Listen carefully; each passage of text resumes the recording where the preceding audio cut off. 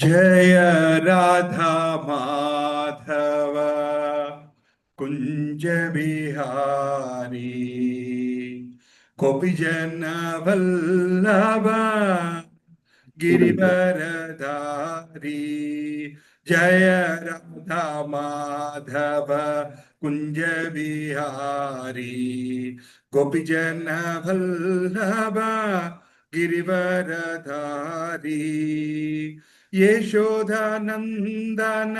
ब्रजजन रंजना यशोदानंदन ब्रजजन रंजन यमुना तीरवनचारी।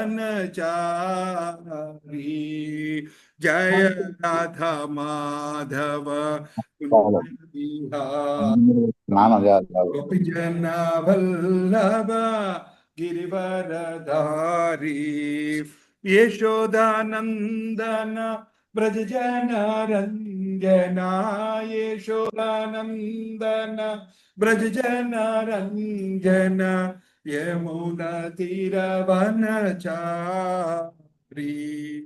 हरे कृष्णा कृष्णा कृष्णा हरे हरे हरे राम राम राम हरे हरे हरे कृष्णा कृष्णा कृष्णा हरे हरे हरे राम राम हरे हरे हरे कृष्णा कृष्णा कृष्णा हरे हरे हरे राम राम हरे हरे हरे कृष्णा कृष्णा कृष्णा हरे हरे हरे राम हरे हरे गोविंद जय जय गोपाल जय जय राधा रमण हरि गोविंद जय जय गोविंद जय जय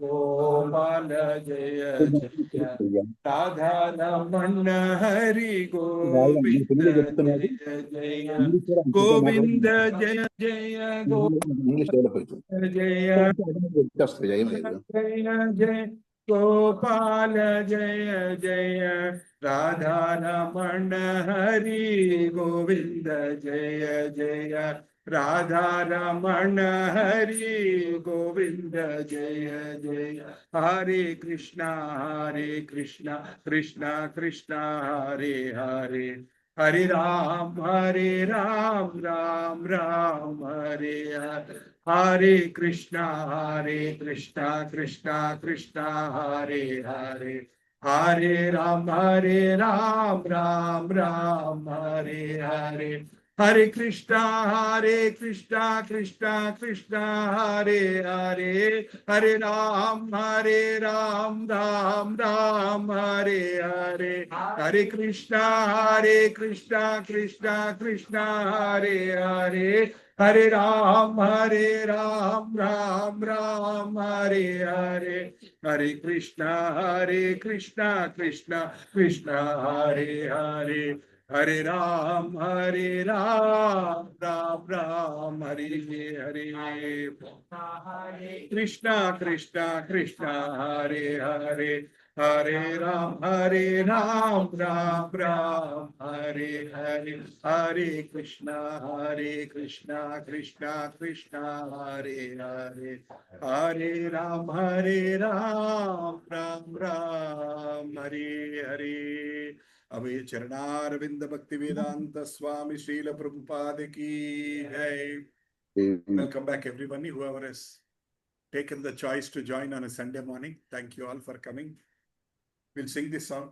हरे कृष्णा ततया मन श्री नंद नंदन अभय चरणार विंदरे भजहु रे मन श्री नंद नंदन अभय चरणार विंदरे दुर्लभ मानव जन्म सत्संगे तारो सिंह दुर्लभ मानव जनम सत्संगे तव सिंधुरे भजहुरे मन श्रीनंदनंदन अभय चरणारविंदरे भजहुरे मन श्रीनंदनंदन अभय चरणारविंदरे सीता तप తెలుగులో ఉంది ఇంగ్లీష్లో ఉంది సన్న సీతా తప బతబరీసన ఏదిన జామిని జాగిరే ఏదిన జామిని జాగిరే বিফল সে বিনু কৃপণ দুরজন বিফল সে বিনু কৃপণ দুরজন চপল সুবল লাগিরে চপল সুবল লাগিরে भजहुरे मन श्रीनंदनंदन अभय चरणारविंदरे भजहुरे मन श्रीनंदनंदन अभय चरणारविंदरे एदन यौवन पुत्र परिजन एदन यौवन पुत्र परिजन इते कियाचे परतीतिरे इते कियाचे परतीतिरे कमल दल जल जीवन तळमला जीवन तळमला भजहु हरिपद नीतिरे भजहु हरिपद नीतिरे श्रवण कीर्तन स्मरण वंदन श्रवण कीर्तन स्मरण वंदन पाद सेवन दास्य रे पाद सेवन दास्य रे पूजन सखी जन आत्मनिवेदन पूजन सखी जन आत्मनिवेदन गोविंद दास अभिलाष रे गोविंद दास अभिलाष रे भजहुरे मन श्रीनंदनंदन अभय चरणारविंदरे भजहुरे मन श्रीनंदनंदन अभय चरणारविंदरे हरे कृष्णा कृष्ण कृष्ण हरे हरे हरे राम राम राम हरे हरे हरे कृष्णा कृष्ण कृष्ण हरे हरे हरे राम राम राम हरे हरे भजहुरे मन श्रीनंदनंदन अभय चरणारविंदरे भजहुरे मन श्रीनंदनंदन अभय चरणारविंदरे.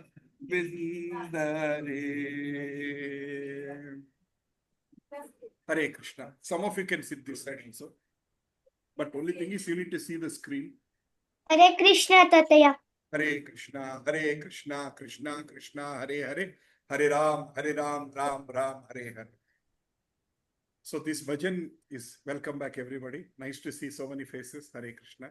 So this bhajan is very, very important because it is reminding us. Is the voice not clear? Okay, it's going off. Hare Krishna. I think this is better. So this bhajan is very important for us as it is reminding again and again. It is very important that some of these songs we need to sing as frequently as possible so that we get reminded. So this is telling, Yedana yavvana putra parijana iteki ache parati tire.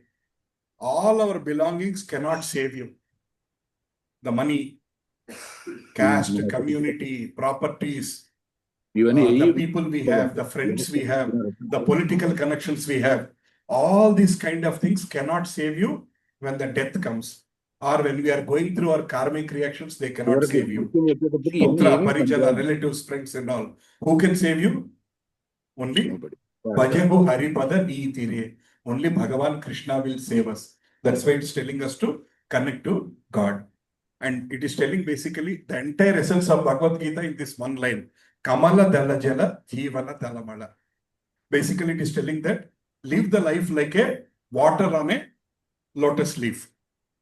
Because the lotus leaf is, what is that called in English? Hydrophobic. It won't absorb the water. So it will be like this. So the water will be only floating around. So water is not absorbed into this one. So they're telling that we have to be in the family. We have to be in the middle of everything, but we should not be absorbed. Ante mana samsaranlo koorikupokunda we have to be around and still run our life, manage everything. We are busy with job, we are busy with work, we are busy with profession, we are busy with everybody. Let us be busy with everybody, but still we should not be too absorbed in that one. Our mind should be absorbed only towards Krishna. This is the important message of this bhajan. And the second important thing is talking about the Navavida Bhakti. Sravana, you all know this Navavida Bhakti, right? We discussed so many times. Sravanam, everybody says Sravanam, Kirtanam, Smaranam, Vandanam, Padasevanam, Dasyam, Janam, Sakijanam, Atmanivedanam. So finally, Atmanivedanam, complete surrender. Basically, we are in the early stages of the Bhakti. All of us are in the LKG of Bhakti. Our PhD of Bhakti is Atmanivedanam. For some people, it might take only 6 months. For some people, it might take 10 years, 15 years, 20 years. For some people, it might take 2-3 lives. We don't know. It all depends upon how seriously we take the Bhakti and how much we give our heart to Krishna. So that is why this bhajan is important. And some of you who are interested in these bhajans, please learn this one. I'll post it, listen few times and practice this so that you can also practice at home. One important message here is, don't worry about your tone. I said several times, we are not going for a music competition. We are not going for Paduta Tiga. We are singing for God. We are singing for God, for Krishna and for our own purification. We are singing for Krishna. If we are singing for Krishna, we don't need to be an MS Subbalakshmi to sing any songs. Only then she is qualified. Example, my voice is not good, but I still sing. Because the intention is to sing for the pleasure of Krishna and get the meaning into our hearts. So any of you are interested in bhajan singing, take this as an opportunity to learn weekly one bhajan. It will be very helpful to you. Right. Let us all do the prayers. Namo Vishnu Padaya Krishna Preshtaya Bhutale Krishna Preshtaya Bhutale Srimate Bhakti Vedanta Srimate Bhakti Vedanta Swamin Iti Namine Swami Namaste Saraswati Devi Namaste Saraswati Gauravani Pracharine Nirvishesha Sunyavadi Paschatya Desha Tarine Jai Sri Krishna Chaitanya Jai Shri Krishna Prabhu Chaitanya Nityananda Prabhu Sri Nityananda Advaita Gadadhara Sri Advaita Gadadhara Srivasadi Gaura Bhakta Brunda Srivasadi Gaura Bhakta Hare Vrinda Krishna Hare Krishna Hare Krishna Hare Krishna Krishna Hare Hare Krishna Krishna Hare Hare Hare Rama Hare Rama Hare Rama Hare Rama Ram Hare Hare Ram Ram Hare Hare ओम अज्ञानतिमिरान्धस्य ज्ञानतिमिरान्धस्य ज्ञानाञ्जनाशलाकया ज्ञानाञ्जनशलाकया चक्षुरुन्मीलितं येन चक्षुरुन्मीलितं येन तस्मै श्री गुरवे नमः तस्मै श्रीगुरवे नमः श्रीचैतन्यमनोभीष्टं श्रीचैतन्यमनोभीष्टं स्थापितं येन भूतले स्थापितं येन स्वयं भूतले रूपा कदा मह्यं स्वयम्भूः ददान्ति स्वापदान्तिकम् वन्देऽहं श्रीगुरो అదే అండి श्रीयुतापदकमलं श्रीगुरून् वैष्णवांश्च श्रीरूपं साग्रजातं सहगणा रघुनाथान्वितं तं सजीवं साद्वैतं सावधूतं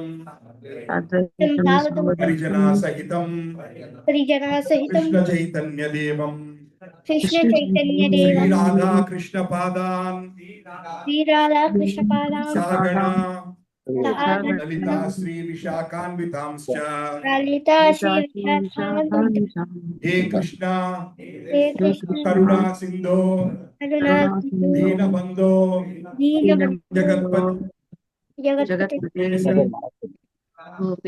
कांता ఏమంటే వాళ్ళకి गोपेश राधाकांत गोपीकान्त नमोस्तुते तप्त नमोस्तुते कांचन गौरांगी सप्तकाञ्चन गौराङ्गी राधे वृंदावनेश्वरी राधे वृन्दावनेश्वरी वृषभानुसुते देवी वृषभानुसुते देवी प्रणमामि हरिप्रिये प्रणमामि हरिप्रिये वाञ्छाकल्पतरुभ्यश्च पहवाञ्च कल्प कृपा सिन्धुभ्य एव च कृपा सिन्धु पतितानां पावनेभ्यो पतितानां पावनेभ्यो वैष्णवेभ्यो नमो नमः वैष्णवेभ्यो नमो नमः जय श्री कृष्ण चैतन्य जय श्री कृष्ण चैतन्य प्रभो नित्यानंद प्रभु नित्यानंद श्री श्री अद्वैत अद्वैत गदाधर गदाधर श्रीवासादि गौर भक्त वृंद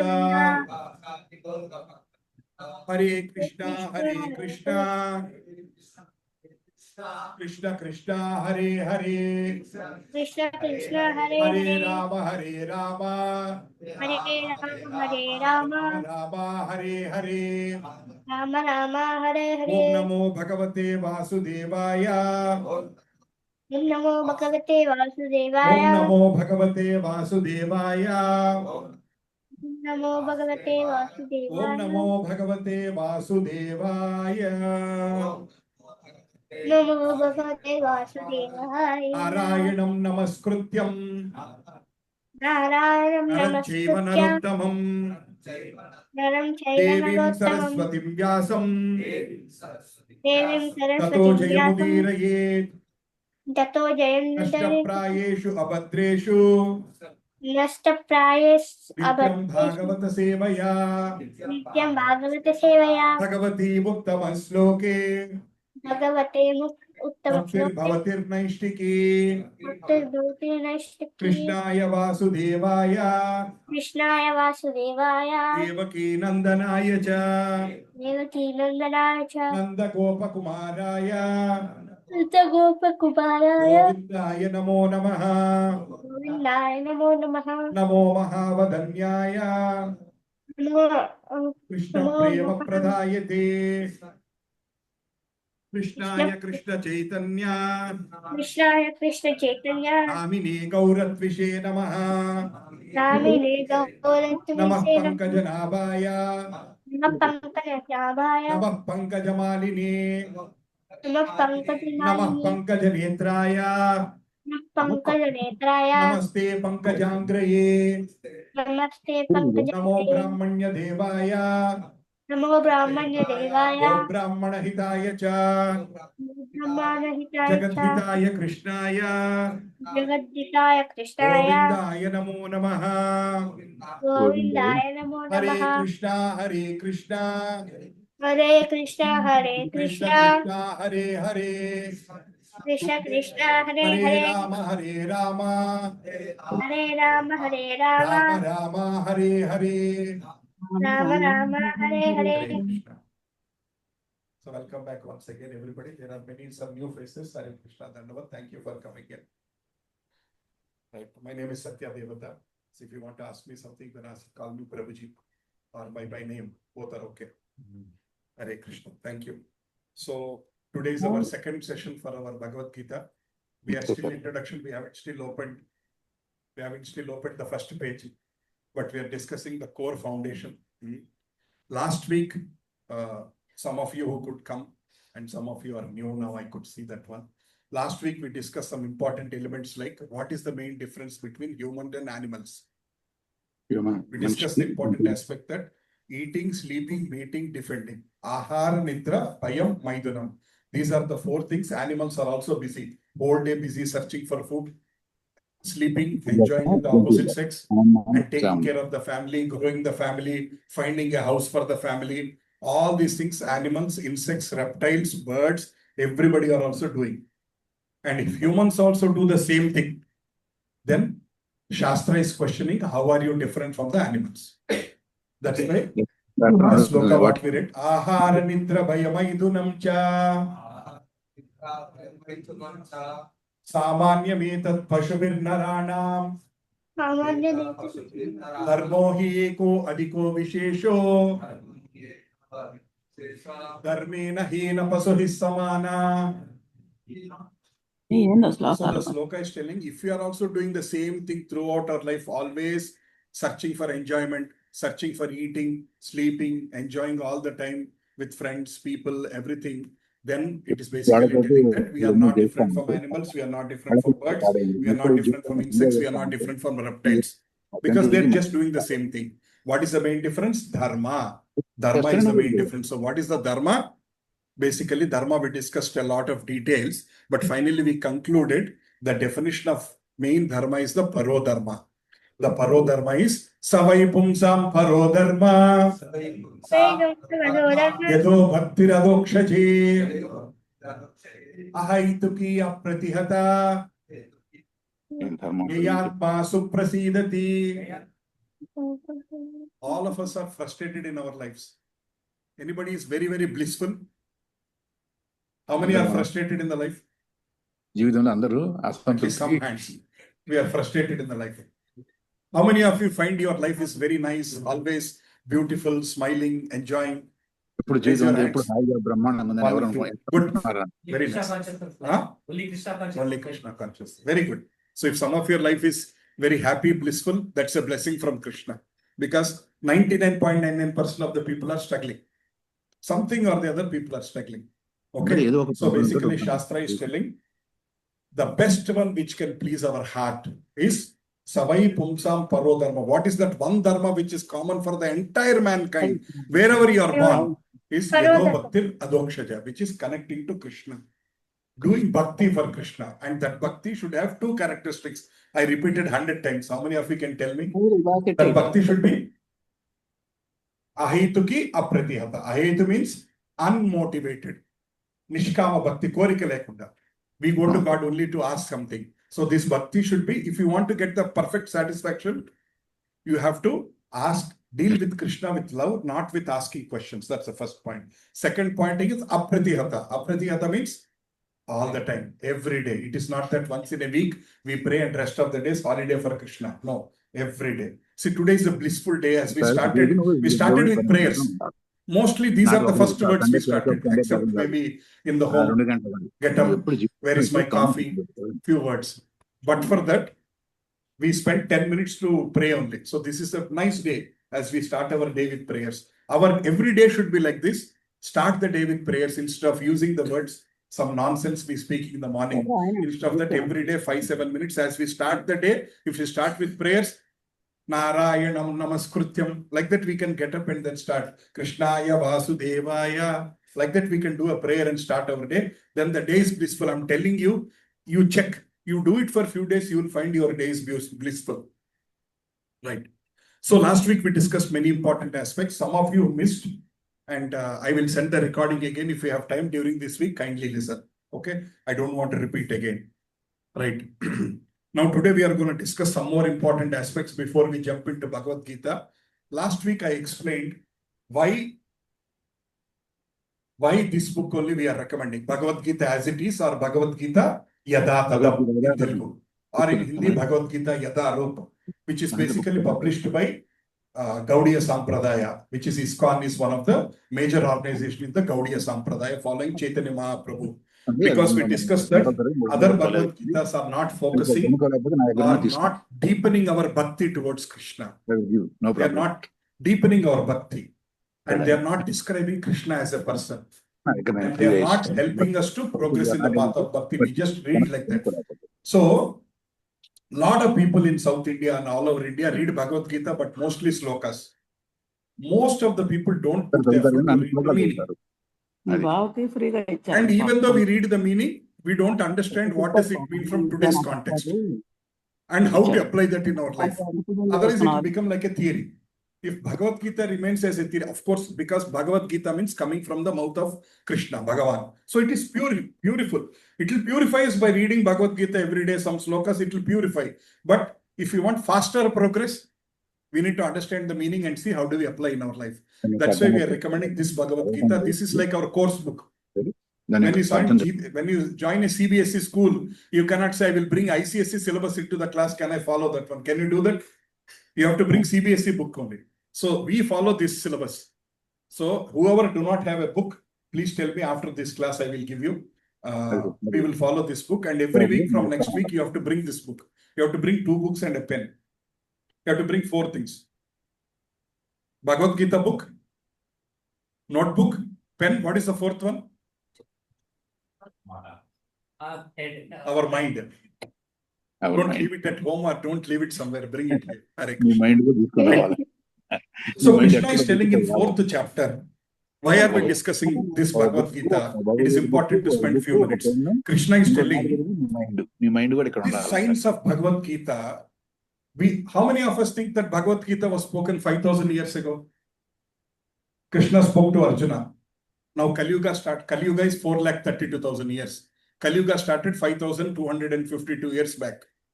Just recently Kali Yuga started. So we still have fun to see 4,27,000 years. If we are seeing the fun in 5,000 years, imagine what is going to happen in future.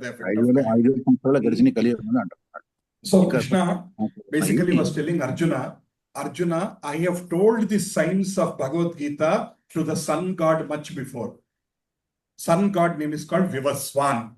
Evam Vivasvate Yogam. He was telling that before you, I told this to sun god millions of years ago. And the name of the sun god in this present Kalpa is Vivaswan.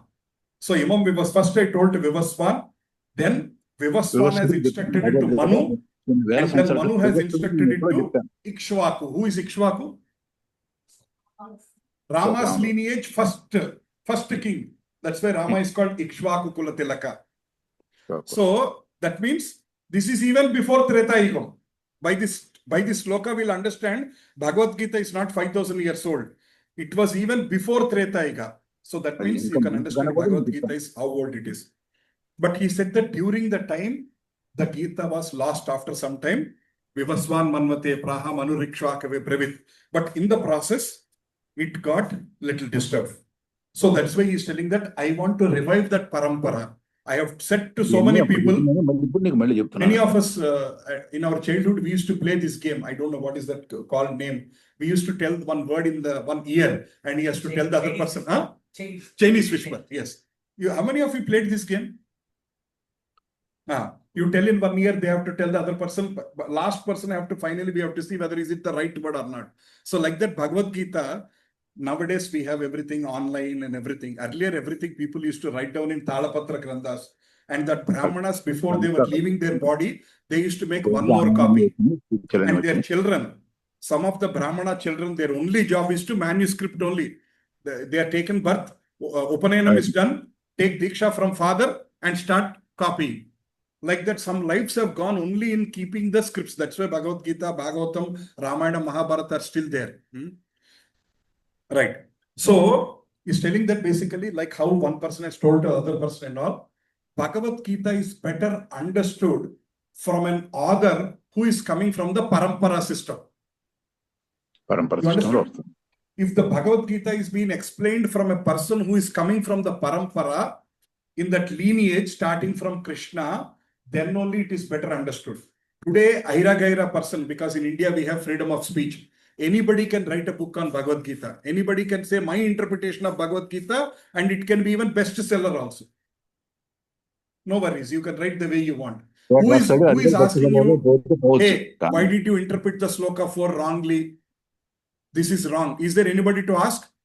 There is a freedom of speech, and people will say, other will say, this is my understanding. I have written like this. Nobody can ask. You cannot put a case against them. You cannot go to the court. You cannot say, stop selling these books because of the freedom we have. But in the Parampara, the slokas, all book slokas won't change. Meanings will change. Whether it's a 10 rupees small book printed or a big book, slokas won't change. Sometimes meaning will change. Sometimes interpretation will change. So that's why we are telling Bhagavad Gita as it is, Yada Tadam. As it is means as Krishna wanted us to understand. Krishna wanted us to give certain meaning. So this Bhagavad Gita will ensure that we get that kind of a meaning. That is why we are suggesting this book. So, and evam parampara praptam iman rajarshayo viduhu sakale neha mahata yogo nashta parantapa. In the process it got broken. So Arjuna, I am telling you again. And from Arjuna, that continued basically. So we discussed this last week. I'm not going to go into detail, but basically if you see that picture, Krishna has given this knowledge to Brahma. Brahma has given this knowledge to Narada, Narada to Vyasadeva and to Madhvacharya. Like that, that line is continuing, and we are following from Srila Prabhupada, who is the ISKCON Samsthapanacharya, who is in the disciplinic succession. In the disciplinic succession, they'll make sure that the Bhagavad Gita is not interpreted wrongly. They'll make sure that everybody who is speaking will speak the same language. Maybe we'll give different examples. If, let's say, Raghunandar Prabhu is sitting here, he might explain it with a different style of humor or different examples or different context, but he'll not change the meaning. Right? If I change any of the meaning, he'll immediately stand up and say, Prabhuji, get out of this house. You don't have a right to talk nonsense. You are sitting here only to speak from Bhagavad Gita as it is. Right? That is the checks and balances which are there. When you go online to listen to any ISKCON, Gaudiya, Sampradaya, anybody will explain the Bhagavad Gita from standard point of view. So that's why we are recommending to read this book. If you have some other books at home, that's okay. Keep them aside. Take this one more book. It's okay, no harm. So we are in the Parampara. That's why Parampara is very, very important. This is continuing. Like Prabhupada has disciples. For example, let's say Prabhupada's disciple is His Holiness Sankarshan Das Adhikari, and Prabhuji has taken initiation from him. So that lineage is continuing. For example, right now I've still not got my initiation, but I'm planning to take initiation from a guru called His Holiness Bhakti Prema Swami. He is the ISKCON Ujjain Temple president. And his guru Maharaj is Bhakti Charu Swami Maharaj. And Bhakti Charu Swami is the disciple of Srila Prabhupada. So this cycle is continuing. So I am also sitting here representing the same Parampara. You understood? That cycle from Srila Prabhupada is the known fact. All these names we may not know, except few names like Madhvacharya or some things we don't know many names. Vyasa we know. So from Srila Prabhupada, his disciple is Bhakti Charu Swami. His disciple is Bhakti Prema Swami. Through him, I am connected to this Parampara. Krishna said that it is broken. So there will be always chances of breaking. Yeah. See, Prabhu, broken means it is two different ways. When Krishna said broken, he basically means that in between people did not take it further. Broken doesn't mean that it's modified or manipulated. It's like the Chinese whisper game. We are all playing. It's your turn. You got up and went. So you did not communicate it to the next person kind of thing. So the game stopped because you went and you have some urgent work, you left, the game stopped. Like that in between, some people did not take it seriously and that transition did not continue.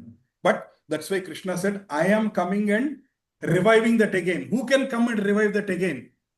Because I am the first person who said in the name of Kamal Prabhu, some word I said. I said in his word Hare Krishna, and that is going like this. So you went in between. I came again and said, the word, let's say next to you is Raghunandar Prabhu. Then I tell in his ear again, Hare Krishna, and I'm telling him, please continue the game. then the original word is continuing. Did you understand, Prabhu?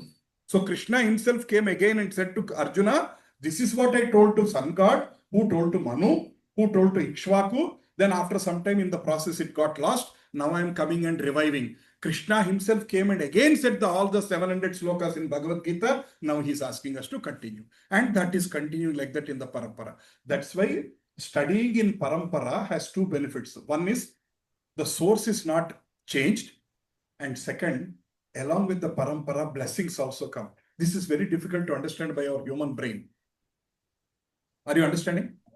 How can a book give us the blessing? So this book can give the blessing because it's coming from the acharyas. That is, if I am as a software person, if I have just written my understanding of Bhagavad-Gita general book, who am I? What will come along with that book? Along in the Parampara, it will come with the blessings of all the acharyas. So you will have a faster revelation of the knowledge. That is another advantage. Let us continue discussing. Chapter ప్రభుది box వస్తాయి కదండి అది మన ISKCON పరంపర అంటే దాని different version ఎవరు కృష్ణ చైతన్య ప్రభు కృష్ణ చైతన్య అని ఎక్కువ వస్తూ ఉంటుంది భగవద్గీత దీని గురించి తెలియదు ప్రభు నాకు చూస్తాను ప్రభు యాక్చువల్గా ఏంటంటే Prabhu this lineage is very big because from Chaitanya Mahaprabhu there are so many branches and that is continuing. So it is not just ISKCON is the only samstha. There are many Gaudiya Sampradayas because it is all coming from the West Bengal.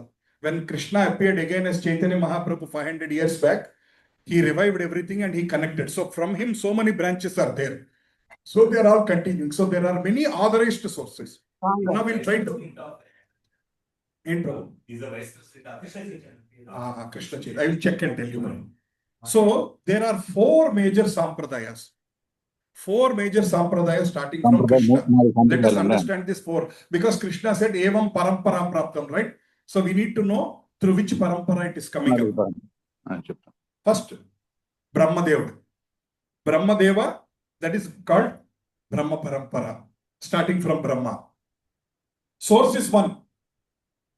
Then from Brahma, one of the important acharyas in that lineage is Madhvacharya.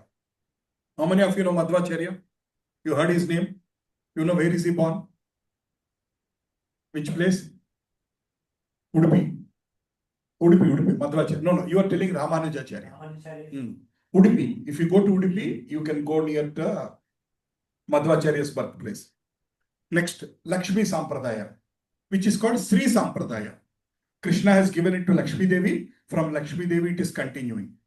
So we are only discussing the important acharyas. From whom it started, who is the important. We are not discussing the entire line.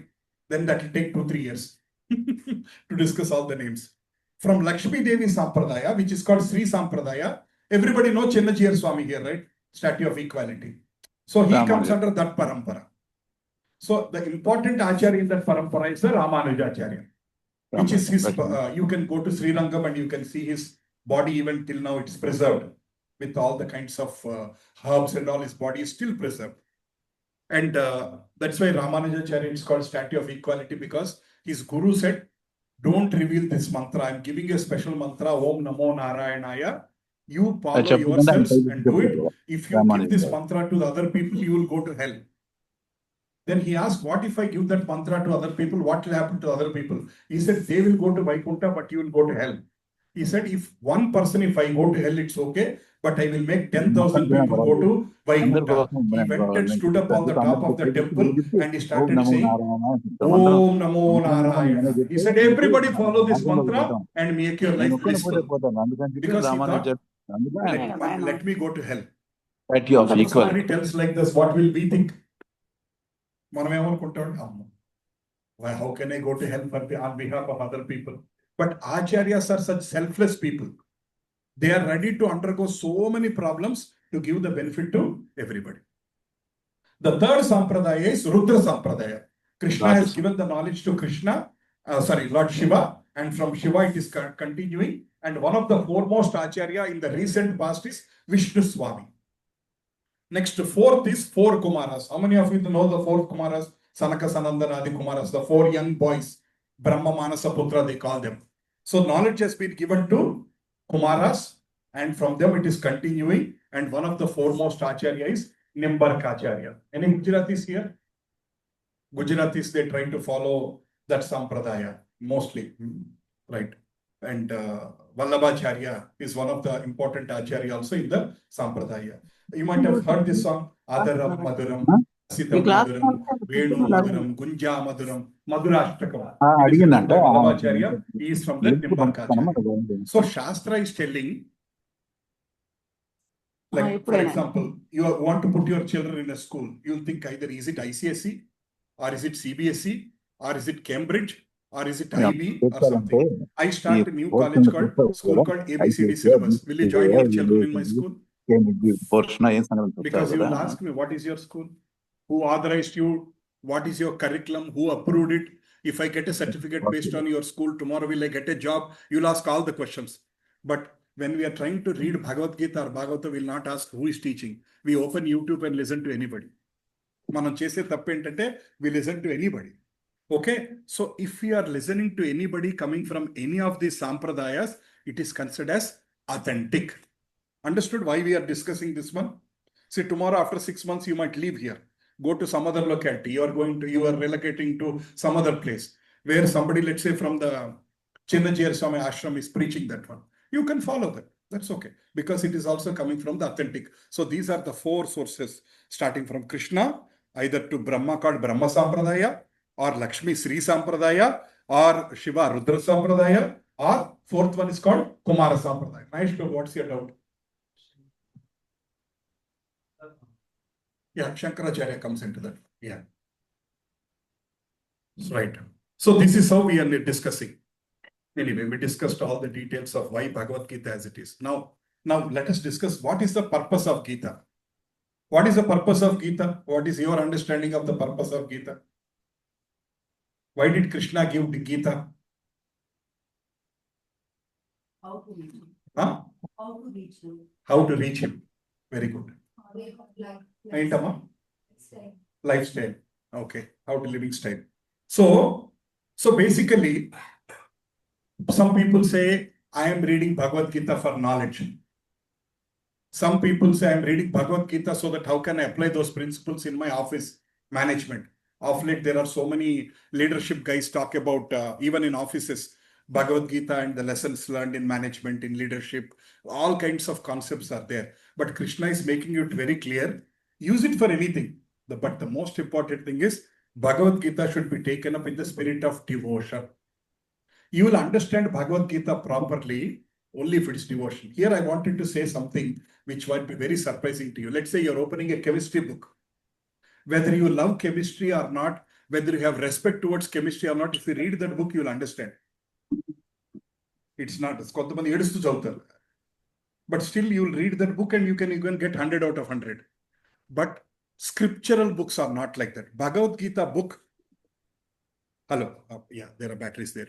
So Bhagavad Gita book reveals knowledge more and more. If you have deeper devotion, you will understand Bhagavad Gita more. Same book, same sloka, same meaning. One person has deeper realization, another person understands it theoretically. Why? The important difference is bhakti. If you have love towards Krishna, you will understand that Gita more deeply. So Krishna is telling that it is like in the chemistry subject, you don't need to have love for chemistry. Okay, if you have love for chemistry, you might proceed and you might do your master's in chemistry, you might do your PhD in chemistry, that is different. But to get 100 out of 100 or something, you don't need to love. You can just still read by heart, mug up and write also. But Bhagavad Gita is not like that. If you want to get the deeper meaning, you need to have love towards Krishna. And I'll tell you one more important aspect. Let's say some of you might have started your Bhagavad Gita study only now. Some of you may be studying for the last many years. There is a difference between understanding Bhagavad Gita today and after 3 years. Let's say you are doing your japa every day. So you develop some love for Krishna.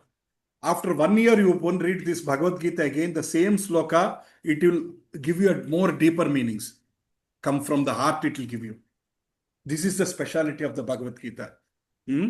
So one should not, one important thing is Bhagavad Gita should be taken up in the spirit of devotion, not in the spirit of challenge. In the spirit of devotion. Next important aspect is Bhagavad Gita should be taken from a point of view that you should accept Krishna as the Supreme Personality of Godhead. Krishna is the Bhagavan. At least accept theoretically, even if you are not convinced, 100%. Some of you who have attended my previous classes, we discussed at great length why Krishna is Bhagavan. And almost we spent 4 classes discussing exclusively on the topic, 4 into 2.5, almost 10 hours. We discussed why only Krishna is Bhagavan. Why not other devatas? What is the difference between Bhagavan and devatas? We spent a lot of time. Not worry about that. But anyway, some of you coming for the first time, don't worry.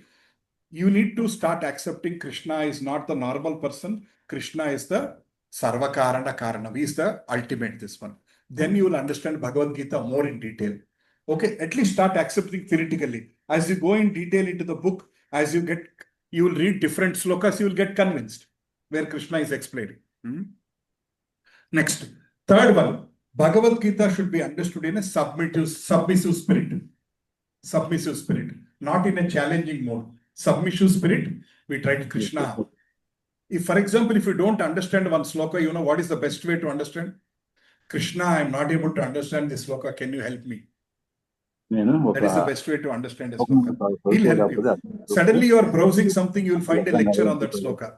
You are going through Instagram reels, suddenly somebody will talk about that sloka. It will take you there, like that it will open up. There are some elders who told me they are having day-to-day struggles, and suddenly they opened Bhagavad Gita, they found a solution for the problem they are struggling, exactly that page which has got answer to that problem. So, if you develop that love towards that book, deeper connection towards that book, then we'll have all kinds of realizations.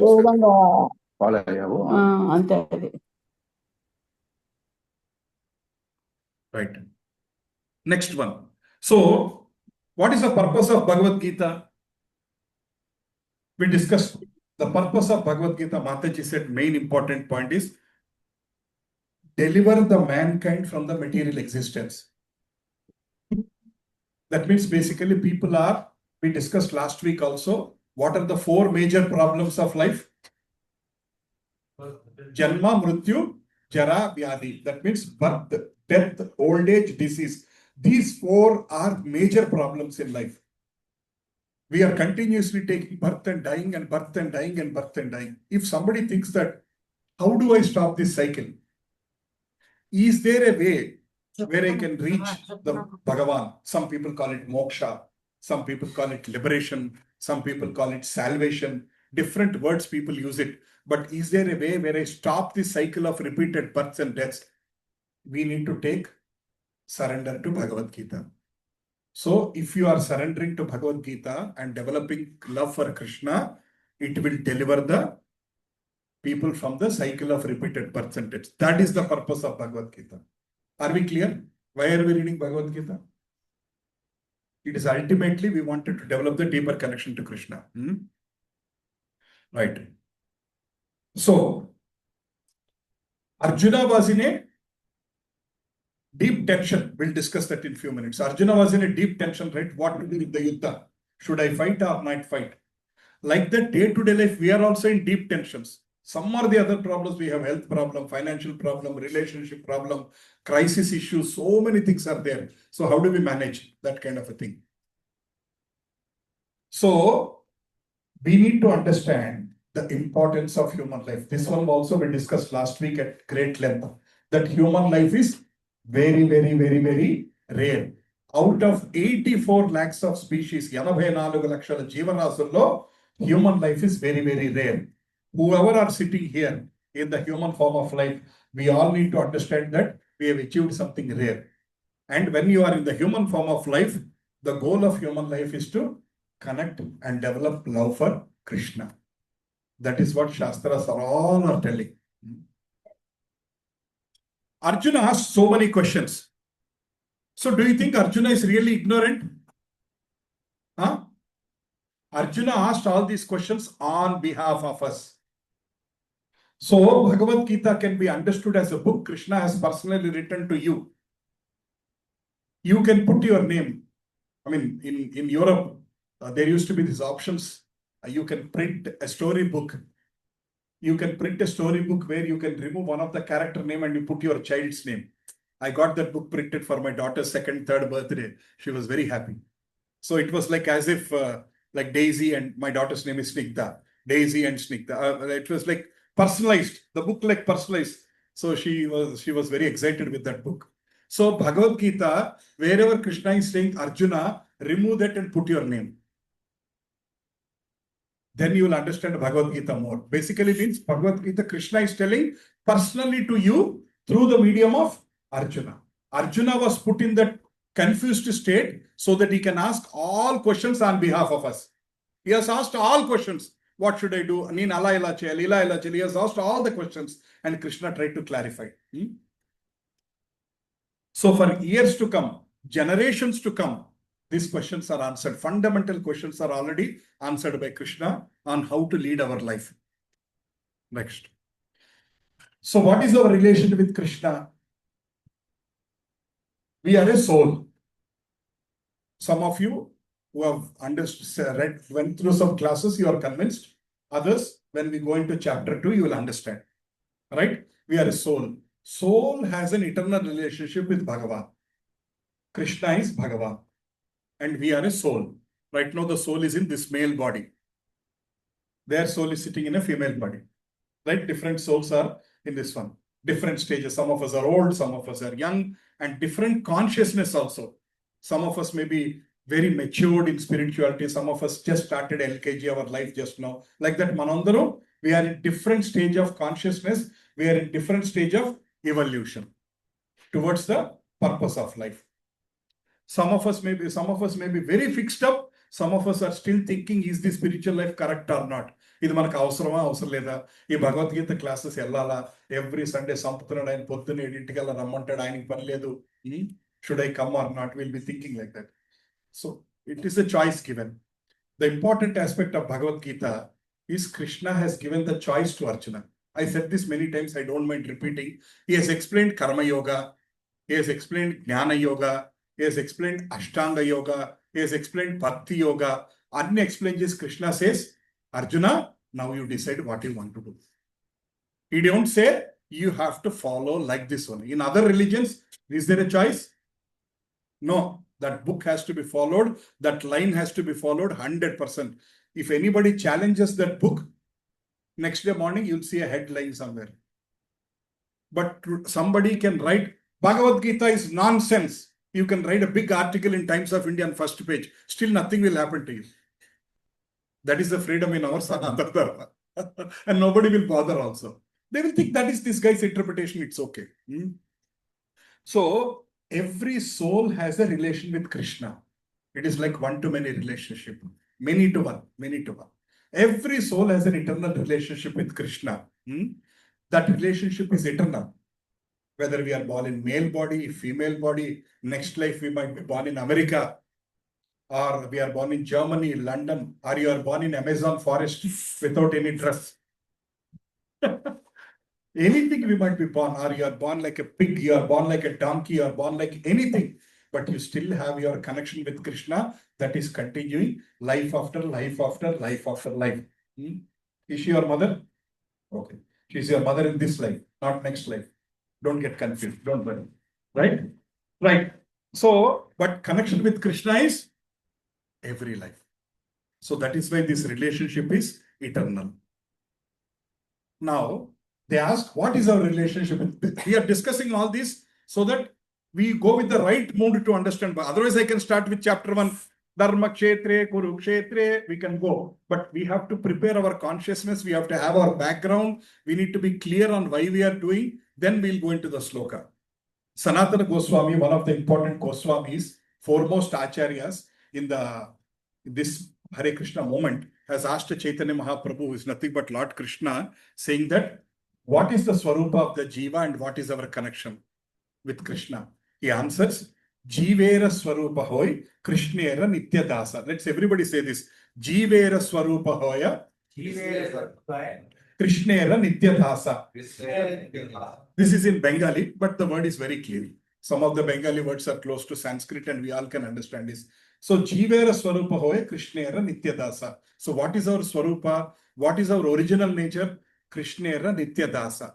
That means we are eternally a servant of Krishna. Today you may not accept it. Whether you accept it or not, You are a servant of Krishna, that's all. Nowadays, there are some men who will say this modern thing, I am woman inside, I am not man. All this nonsense is starting up nowadays. But whether you accept it or not, you are born in a male body. That is crystal clear. In this life, you are a male. You may accept, you may not accept, you may want to change the gender, you may do anything, all kinds of, but you are still a male. Example, like that, wherever you are born, prapanchallo ye moola puttina sare, in whichever species you are born, whichever part of the land, even though you are born as a penguin in Antarctica, still your connection with Krishna is, he is the boss, he is the master, you are the sevak. When you are a sevak, what is your main duty? To serve. What is the duty of a maid servant coming to your home? Can your maid servant come in the morning, 7 o'clock, come sit in the sofa, start OTT and start watching the latest movie? What is her calm? As soon as she comes home, take the jadu, pocha, clean bartan. That is her work, right? Now imagine, we all know that we are servant of Krishna. So what is that we are supposed to do? We have to serve Krishna. And we have to practice serving Krishna. Day one, our mind won't accept. Our mind will think that, like maid servant is thinking, I am not a maid, I am the boss. So as soon as I come into Hema Mataji's house, I know you don't have a maid. You are only cleaning yourself since many years. Such an inspiration. So maid comes to your home and immediately starts the OTT. What will you say? Are you mad? What is your duty? You have forgotten your duty. Why did I hire you? Why am I paying you? Your duty is not to sit here and watch movies. Your duty is to clean my house. So that's why Krishna is telling, I gave birth to you to serve me. Nuven chestunnava? Rajyam chestunnava. I am bossing everybody. You are trying to boss everybody. You are trying to enjoy the life. You are thinking, Jindagi na milegi dobara. Ek hi jindagi mauj machli karna hai. I only one life. Give life. Live life king size. Some cigarette advertisement. Live life king size. These are some ads which were when we were young children. I know some of them got changed now. But Jindagi na milegi dobara is everybody's favorite. How many of you watched that movie? Giridhar Prabhu didn't watch. Huh? But don't go and watch immediately because I said 2 times. I am not advertising that movie. So basically in that movie, they will think that this is only life. Let us enjoy the way we like. So all of us today are ignoring our connection with Krishna and thinking, I have only life. This life is for my enjoyment. For me, for my own enjoyment. So Krishna is telling, please remember my connection with you. And this process of reading Bhagavad-Gita, this process of coming together as a satsang, all this is reminder service. It's a reminder message. It's a reminder call saying that we all have an eternal connection with Krishna. Now we are reminding you that you have a connection with Krishna. So once you know that you have a connection with Krishna, immediately start serving him. Start connecting with him. Start developing our love towards him. That is the message of Gita. Next. Knowing God may give some happiness, but serving God will give us greater happiness. It will give us happiness. And that cannot be explained. Some of you go to temple and do some 2-hour service and come back. Mataji goes to temple. You can't explain that. Yes, there was one Kalyani Mataji, I think, who does garlands in the temple for many hours. Kalyani Mataji, na? I forgot. Kalyani Mataji, her name. She goes for garland services in the temple for many hours. It gives so much of satisfaction. Let's say you watch an awesome movie. Will you be happy even after 6 months? Oh, what a movie I watched yesterday, 6 months back. No, some of those happinesses are temporary. But the connection with Krishna, the service to Krishna gives you everlasting happiness. And that cannot be described. Unfortunately, English cannot describe, Telugu cannot describe. You will feel it in your own heart. And it is everybody's unique experience. Not just one person. Everybody will have a unique experience. Meer Bhagavantudiతో మీ connection మీకు అటువంటి ఆనందాన్ని మీకు ఇస్తుంది. ఆనందాన్ని మీరే అనుభవించగలుగుతారు. You will start feeling that. Right. So this sloka also we discussed many times, but again it depends. It becomes fundamental. 8.5. Ante kalecha mameva smaran mukta kalevaram yah prayati samadbhavam yati natri astra samsayaha. So 8:10. So this sloka is reminding us that last minute, if we think about Krishna, we go to the Krishna's world. Ante kalecha mam eva smaran. Mam eva smaran. Evaraithe nanu talchukuntaro, if you think of me in the last minute, you will go to Krishna. So what does it mean?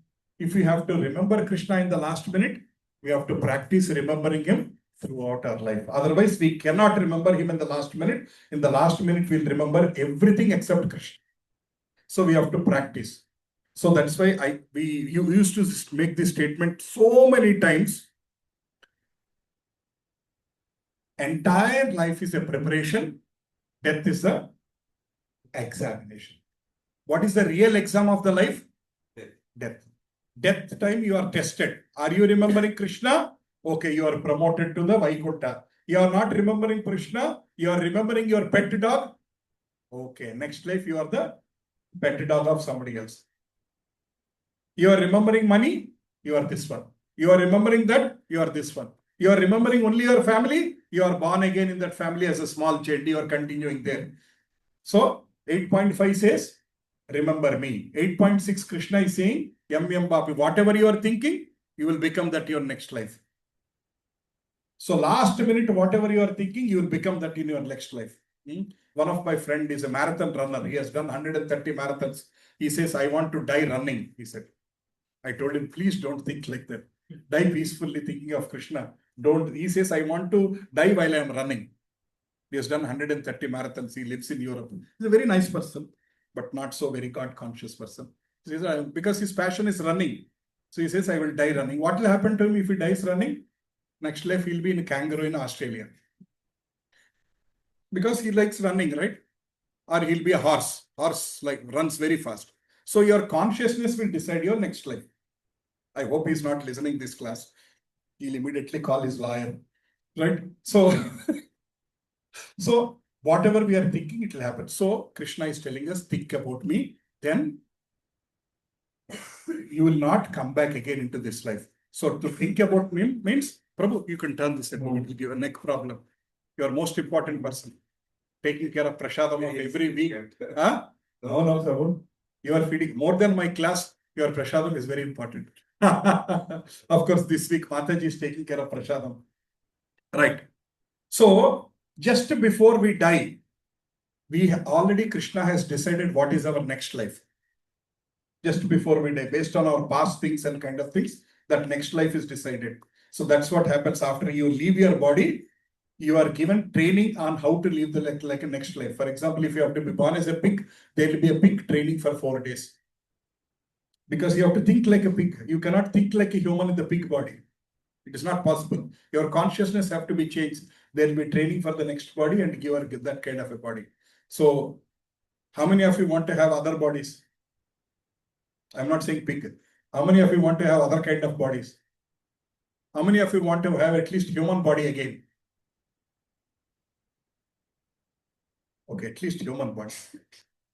Right? At least human body. If you want to be born again, better, we should not take birth again and prepare our life towards like that. But if you are not ready for that one, at least let us be born in a human body and continue to be connected to Bhagavad-Gita. So that we are not far away. Right. Next, we discuss this life is a preparation. I love these statements. I got it here. One who knows the art of dying can truly know the art of living. Art of dying. If you know the art of dying, what is art of dying? Dying in the mood of Krishna consciousness, Krishna Bhakti Toti, you need to leave your body. Then you know how to live the entire rest of the life. So entire rest of the life you are living in that consciousness of Krishna, so that final moment you are leaving thinking of Krishna. Prabhuji, generally consciousness comes when some trouble comes, material trouble. Then generally human beings, when that is unbearable, their consciousness is to end this body. Suicide.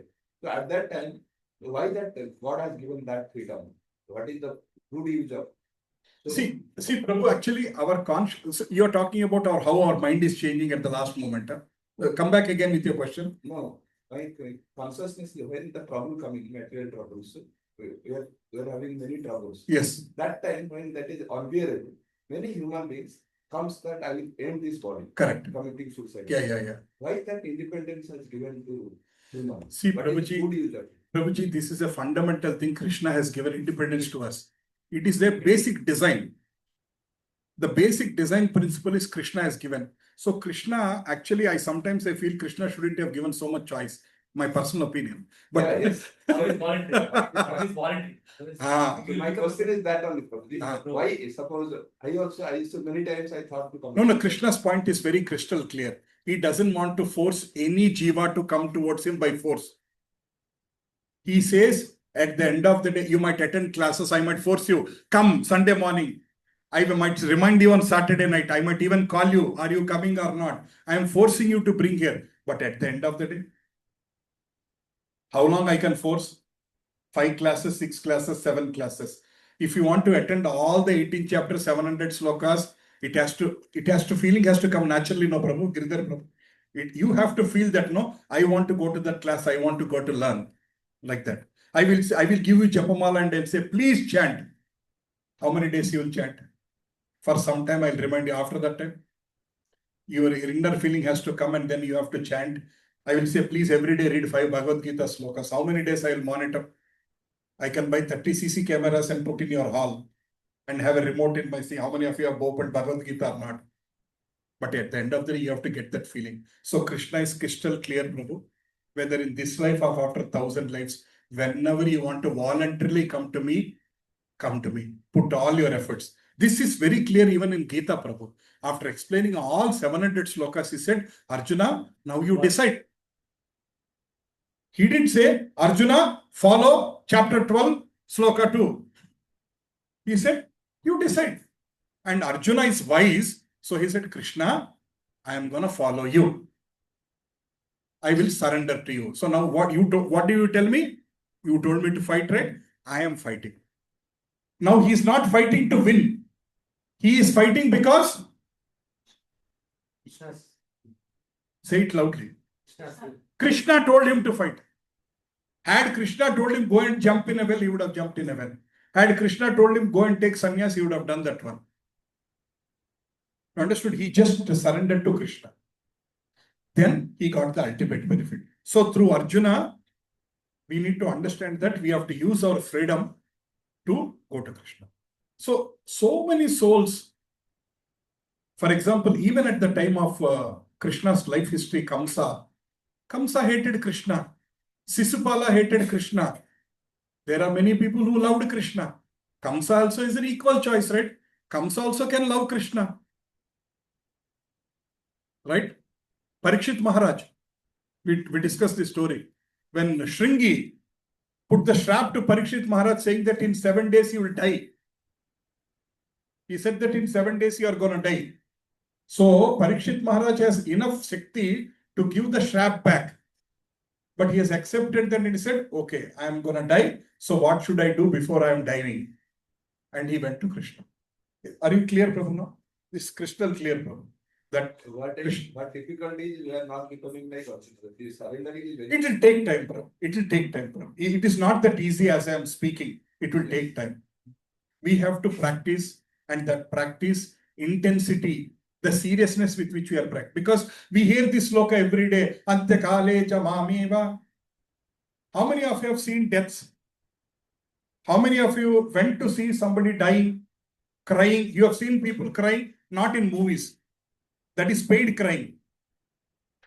In real life, you have seen people crying. I recorded my mother's death. Yes. They are still. But have we come home and seriously introspected? If that person is dying, tomorrow I might also die. So what should I do? Have we thought about it? We all go there and sit and discuss real estate. Dead body will be there. Men will be sitting on one side discussing TRS versus Congress. Some group will be discussing stock market. Another group will be discussing something else. Yesterday, in our new community, which I'm living there, 42-year-old young guy, software guy, super fit. died out of cardiac arrest and passed away within 30 seconds. No warning, no going to hospital, no surgery, straight final ticket, 30 seconds. There was a Santapa Sabha yesterday. I don't know him, but I just felt I want to go and chat for some time. So I went there. It was so sad to see his young wife and son crying so much. You can't see that situation. It is very difficult. How his wife is going to lead the rest of the life. How that young boy at the age of 7, he lost his father throughout his life.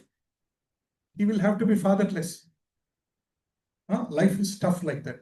But in that situation, people say Krishna is very cruel. How? Yes. See, Prabhu, if you don't understand Bhagavad-Gita, if you don't understand karma theory, Krishna looks like a villain.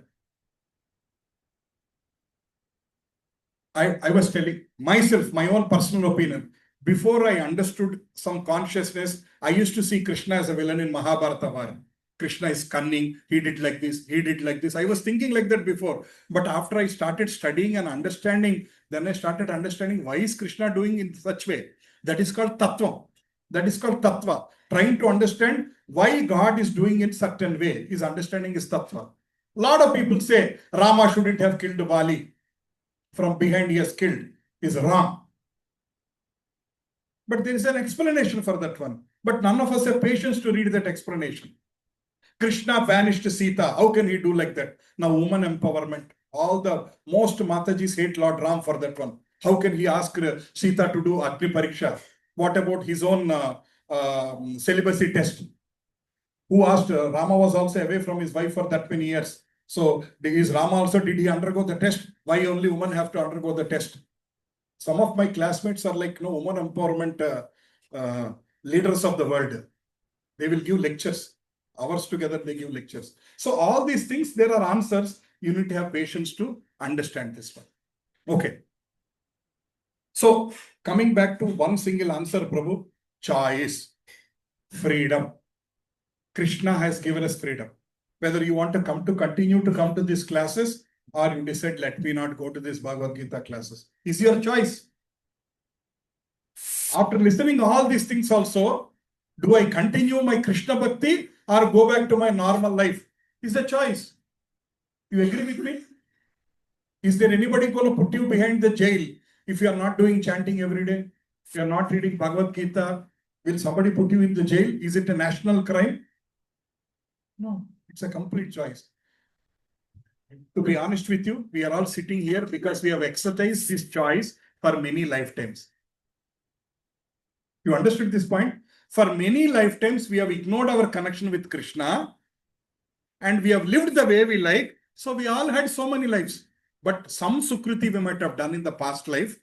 Maybe we might have served some Vaishnavas. Some Vaishnava might have come to our home. We might have given him a little food, or we might have given some money, or some Sukriti we have done. That's why at least we are sitting in the Bhagavad Gita class. Otherwise, Sunday morning we'll be in Zumba, dancing class, or sleeping until 10:30 in the morning. Is it clear? If you are sitting here, it is a Sukriti. It is a Sukriti. I'm telling you honestly, 100% believing in that. What do you say, Prabhu? Without Sukriti, can we come to this class? This message has reached so many people. You can take fast to water, but you cannot. Exactly. Like no, Prabhuji, Vasantara Prabhu, so inspiring. Today I came a little late. By the time I came, he was already here, standing and carrying my this system, music system and everything. At his age, he can take it easy. He has every choice to take it easy. But he's voluntarily making effort to come here, and he's the first person to come, whether it was a park or here or anywhere, and always carries things, set up things and kind of things. He's making his conscious attempt. So we have to make a conscious attempt. Let's continue. So, right. What is the greatness of Gita? I think I will not go into this. This is going to take a lot of time. We'll go straight into Gita Mahatmyam. Gita, there is also called Gita Dhyana Sloka. This is what we have heard since our childhood. Partaya pratibodhitam bhagavatam aramayeni. Have you heard this voice? When somebody dies, they'll immediately put this cassette. After the dead body leaves, switch off that one. Everything is over. Bhagavad Gita means when somebody dies. Bhagavad Gita is a book when you are living.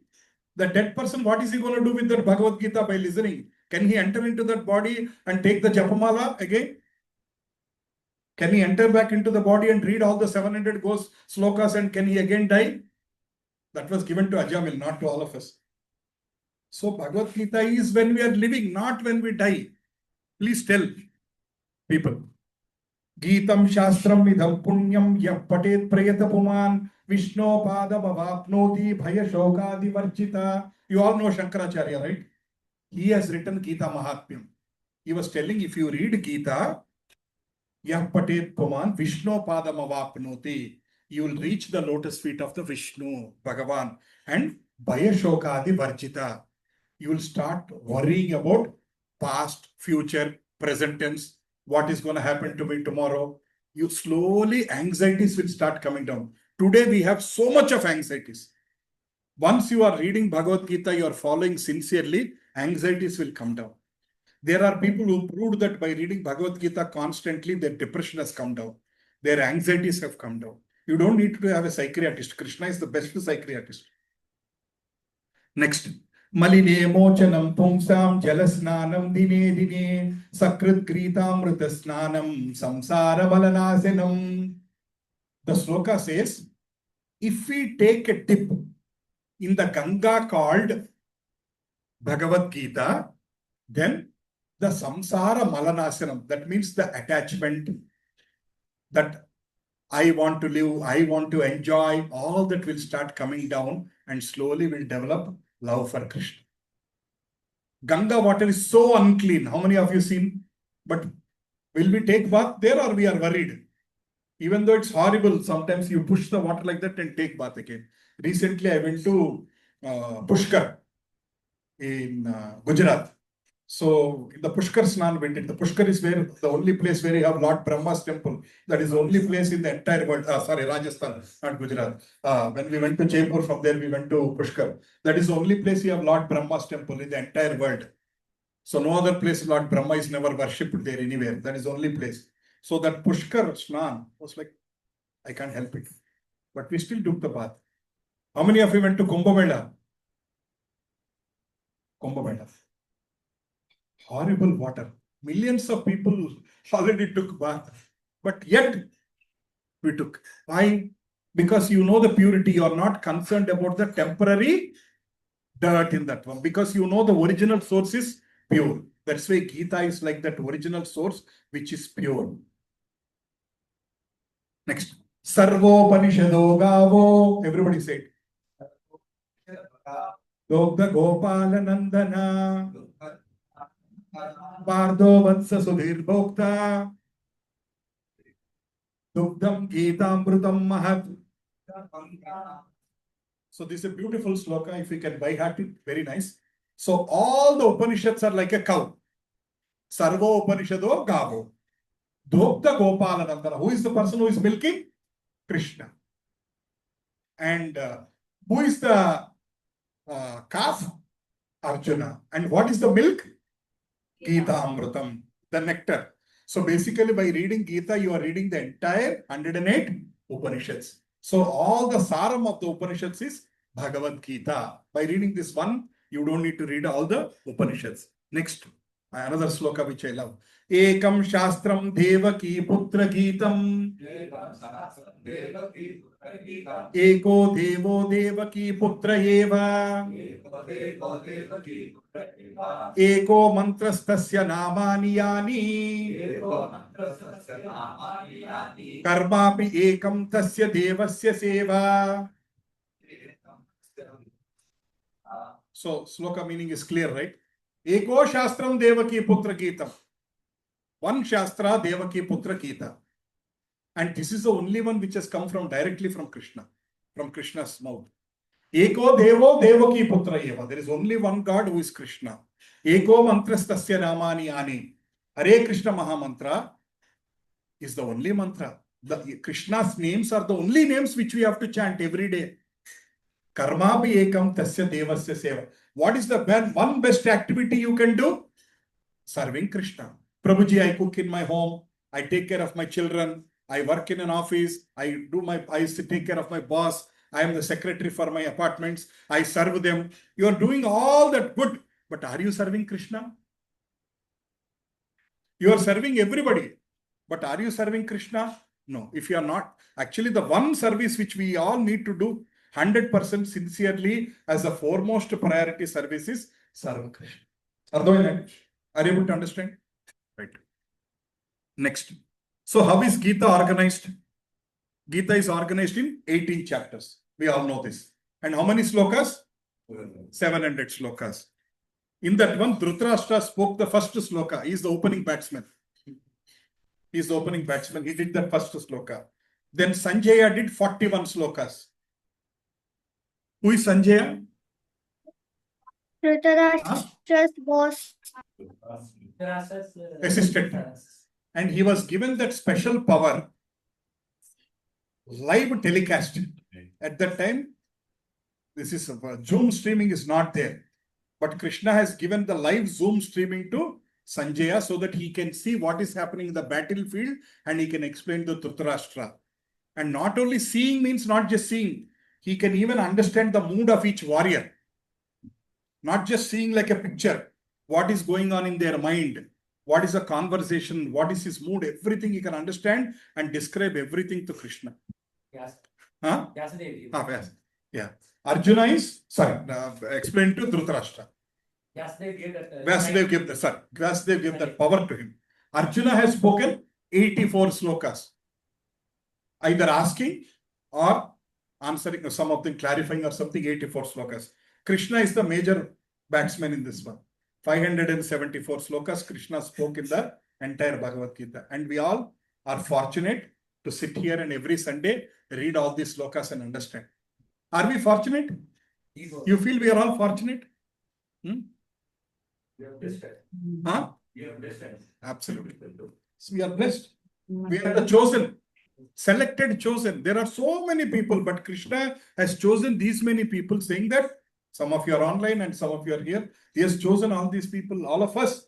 So we should be fortunate. And he has given me this service through Raghurandan Prabhu.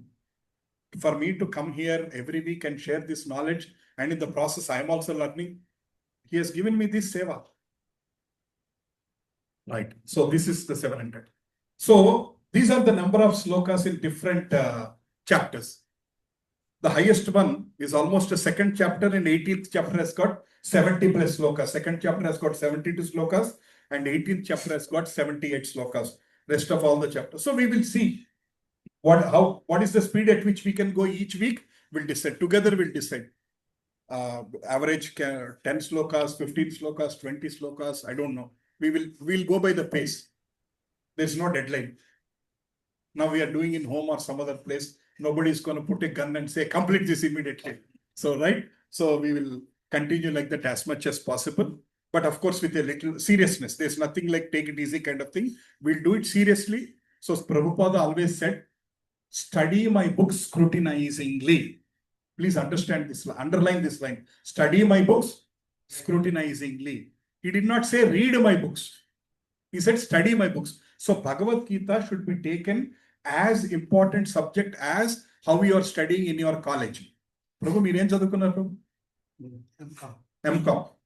మీరు అప్పుడు MCom ఎప్పుడు చేశారు? Which year? 80s you did the MCom. You did accounting at that time. With the same seriousness, how you need to do Gita. Hemapalli Mataji, మీరు ఎప్పుడు చదువుకున్నారు? When did you finish your graduation or PG? 72, in the year I was born. You were graduate in the year I was born. Right. So what was the subject you studied? Literature and all, history and all. With the same seriousness, now you have to study Bhagavad Gita. Then you will understand it more. Everybody understood? Prabhu, this is going to be your most important law book, Prabhu, Giridhar Prabhu, for you. Huh? About civil law, corporate law, labor law, Hindu law, about all this law, Hindu Marriage Act, about this is the highest law for you. Okay, Prabhu, agreed? Right. Next. So, 18 chapters. 18 chapters. Actually, Prabhupada has changed the names. I wanted to give you a little background. That's why I'm trying to compare here. For example, if you open Bhagavad-Gita English book, the chapter 1 says, observing the armies on the battlefield of the Kurukshetra. Whereas the Sanskrit name is Arjuna Vishada Yoga. First chapter is all crying. Arjuna was crying. Right? So there are different names in our book. Prabhupada has changed. His intention was to, because the preaching started in America. It started first in America. So they were all they are not conversant with Sanskrit. So he wanted to change the names in such a way so that you can give the context. Because by reading the chapter name, you understand. For example, observing the armies on the battlefield of Kurukshetra. We all understand, right? Who all are there on this side and that side. Very simple. That's why he tried to give a contextual meaning in an easy fashion. But what is the comparative chapter name which some of you know is the Sanskrit name. In Telugu, it's a direct translation of each of this word. Or if you are having a Hindi book, that's a direct translation of this one. But for example, Karma Yoga is Karma Yoga. Right. For example, chapter 15 is Purushottama Yoga. And the name of the chapter here is the Yoga of the Supreme Person. Who is Supreme Person? Krishna. So it's the same thing, Purushottama Yoga. For example, here, Shraddhatraya Vibhaga Yoga, chapter 17. And the name here is called the divisions of faith. How Shraddha is divided into 3 parts, that Prabhupada has given that kind of a name. For example, chapter 14, Gunatraya Vibhaga Yoga, which was explaining about Sattva-guna, Rajoguna, Tamoguna, and kind of things. The name given by Prabhupada was the 3 modes of material nature, which is the same. Are you all clear here? Right. Now, Bhagavad Gita is packaged into 3 parts. If you want to understand this, please remember a sandwich. Sandwich has an upper layer of bread, and there is a lower layer of bread, and in between the main important thing is there. If it is cheese, it's called cheese sandwich. If it is aloo, it's called aloo sandwich. The middle one decides what kind of sandwich, right? Upper portion and lower portion is common for everything. Whatever you ask, that person will put in the middle and that will become the sandwich. So here in our Bhagavad Gita, the middle chapters are called the Bhakti Yoga. So chapter 1 to 6 is Karma Yoga, which is giving the foundation, what is karma, what is nishkama karma, avanni discuss cheskuntu vastav Karma Yoga. Then chapter 7 to 12, though there are different names, which is the main substance, called Bhakti Yoga, which is all revolving around Bhakti, chapter 8, chapter 9, all these very beautiful chapters actually. Then chapter 13 to 18 is Jnana Yoga, giving the deeper understanding of the Jnana. One of the main difference between Prabhupada's Bhagavad Gita and other Bhagavad Gitas is this element of Bhakti connecting in all the 18 chapters. For example, if you see the Sankara Bhashyam, or if you see some Bhagavad Gitas written by Ramakrishna Paramahamsa Math or some other books, in the Karma Yoga, they don't see the connection or Bhakti element. In the last Jnana Yoga topics, they don't see the connection back to Krishna Bhakti. But Prabhupada consciously ensured that the word Bhakti used in all 18 chapters, in all 700 slokas, any page you open, there will be this Krishna is the Supreme Personality of the Godhead. First line. Bhakti is the most important element. Human life is very, very rare. We have to do this Bhakti. These 4 lines you will see in all pages. Because we are all super lazy. We are all super busy. Even though we open 1 page, he wanted to communicate that message. There are so many people. I told this story once, I think, if I remember before. There was one person picking up garbage. Somebody has given Bhagavad Gita book. They didn't understand. They threw it in the garbage. At least in India, they don't throw in the garbage. They keep it aside. We'll never open. But we'll keep it aside. In the US, they throw it in the garbage truck. There was one garbage truck worker. He was removing garbage and putting into the major truck. And he saw this book. He thought he'll take home and read it. Now he's a sannyasi. He said he will just take home and read it. He's become a sannyasi. So don't worry, if I read the book, will I become sannyasi? No, he has taken it very seriously. We will not take that seriously. I know that. If I have taken more seriously, I wouldn't have taken birth again. So, but if we take it seriously, it is not that we are going to become a sannyasi or something. We will grow in life. There was one Austrian sannyasi, I know him. Next time when he comes to Hyderabad, I'll bring him to Gautami Enclave. He's very young. He's my age, but he got connected many years before. And his name is Bhakti Sundara Sadhu Maharaj. You have seen him, Prabhu, in my home? Bhakti Sundara Sadhu Maharaj. My goodness. His knowledge is like Anantam. He knows entire Bhagavatam. Almost 5,000-6,000 slokas he can tell. So much of knowledge he has. Bhakti Sundara Sadhu Maharaj. His journey started when he went to his friend's house. He was waiting for his friend to come. On the table, there was Bhagavad-Gita. He picked it up just to read a few pages. He didn't know what is that book also. He was a young guy, 17-year-old young man. He just picked up what is that book and he was reading that. He said, can I take it home and read it? And we know the result now. He has become so serious in Krishna Bhakti. Actually, foreigners are better than us one way. Because they read that book, they understand the purpose of life, they surrender. We read the book and we say, idu maaku chinnapudi nunche telusu, ma amma kuda cheppindi. Chinnapudi nunchi maaku telusu, but it's okay. Keep it aside. And we are back to normal life. So actually preaching to Indians is very difficult. Preaching to Westerners is easy because they have an open mind. Of course, they are more logical, they challenge, they question, but they accept it much faster than us. Our mind has got a lot of khichdi. It's very difficult for us to remove that khichdi and eat only idli or papad or what, paratha or whatever it may be. So our mind is confused with so many philosophies since our childhood, so much confusion and kind of things. For us, surrender becomes very difficult. I took 5 years to understand why Krishna is the only God. Why are you telling these ISKCON people are fanatic? Even I was telling like that. These ISKCON people are fanatic. They keep telling Krishna is God. What about my God? I was arguing with my Siksha Guru like crazy, as if I have born only to argue with him. But he was so patient with him. He explained how many times I argued. He explained me. And the result is today I am explaining Bhagavad-Gita to you all. Because I took 5 years. But I'm telling you, don't take 5 years. Don't waste. Don't become stupid like me. I was a stupid. I'm a big stupid. But don't be like me. You accept it immediately. Move faster in life. I wasted 5-6 years just challenging, reading, connecting to that book and this book. Why did we say in this book like this book like this? In Lalita Sahasranam it is said like this. I was doing all kinds of research and all. Of course, that is now helping me to convince more people.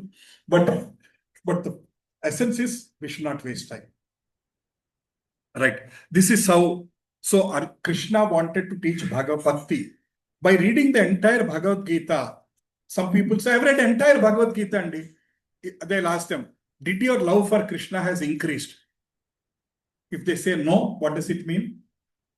That person did not understand Bhagavad Gita properly. Right? Now, so we discuss this one anyway. So Bhakti is in the middle because it's the most valuable thing will be in the middle. Always any important things will be in the middle. Even in the war, the king will be in the middle. You will have people fighting front, back, sides and defend. But the main, if the king loses, Iddham is gone. Even though there are other warriors who can fight or maybe they might be stronger than their king. But if the king had died or king has surrendered, it is considered as end. Bahubali movie, you remember, right? The other side person gets killed automatically. There are so many warriors on the other side. But as soon as the king gets killed, they get scared and they run away. Have you seen that one? Have you seen the scene? Okay. Chess also, if king is killed, game is over. Game is over. Even though there are other people who are better than king, they can fight better than king, but it is considered as the game is over. And they all give up and then surrender or run back or whatever it may be. So king is kept in the middle. So there is so much explanation why Bhakti is in the middle, why not in the start and all these kinds of things. Now we'll spend 10-15 minutes discussing the background story of the Mahabharata War. I think today we are not getting into chapter 1, sloka 1. Next week only we have to get it very clear. But is this introduction helpful?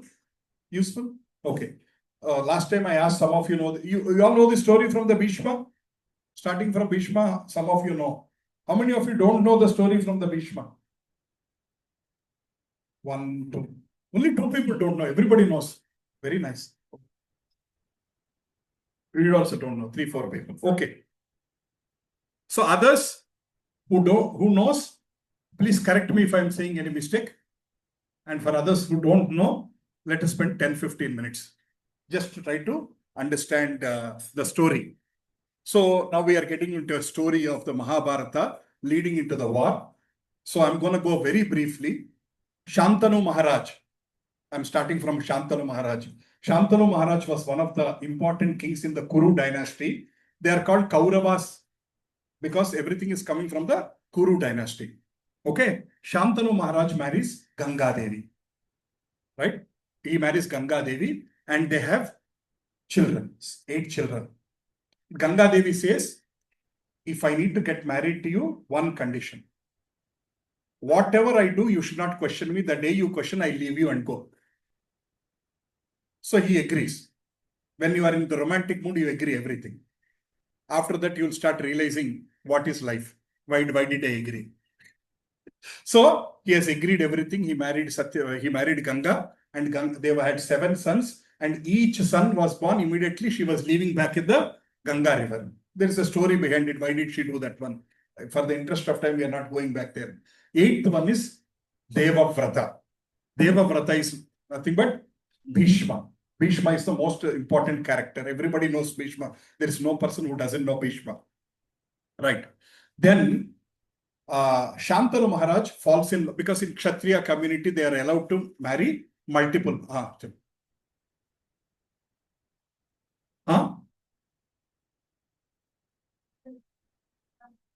Perfect. Correct.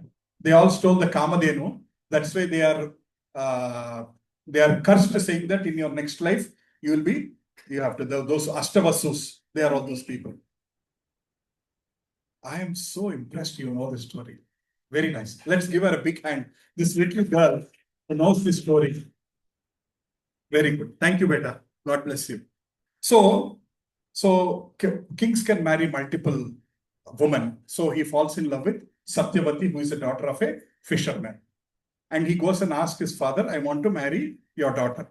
So girl's father is naturally taking care of their daughter, right? He says that I will allow you to marry my daughter, provided my daughter's son becomes the king of your Kuru dynasty. So he says, the king says, Shantanu says, I cannot agree to this condition because I already have elder son Devavrata, Bhishma, so I have to make him a king, so I will not marry your daughter. But Devavrata, he loves his father so much, he understands, my father likes this woman, and I don't want to become an obstacle for that one. He goes to that fisherman's father, Satyavati's father, and says, that is what is called the Bhishma Pratigna. He says, throughout my life, I will become a brahmachari, I will not marry again. I will not marry, not again, sorry, I will not marry. So he promises that, and he says, now you can give your daughter to my father. And actually, fisherman's Satyavati's father, he also puts one more condition. Not only my son, even her son's son has to become the continuous kings. Her lineage only have to become the kings. So that is why Bhishma does his pratigna that I will not marry. So I will not become king first of all. I will not even marry again, so that my son will never become into a competition. So that's how he does that Bhishma pratigna. And then his son father gets married to Satyavati. Then they have 2 sons, Chitrangada and Vichitravirya. They have 2 sons, Chitrangada and Vichitravirya. Chitrangada dies soon. Vichitravirya continues his life. But what happens is, Vichitravirya starts liking the 3 girls he needs to get married.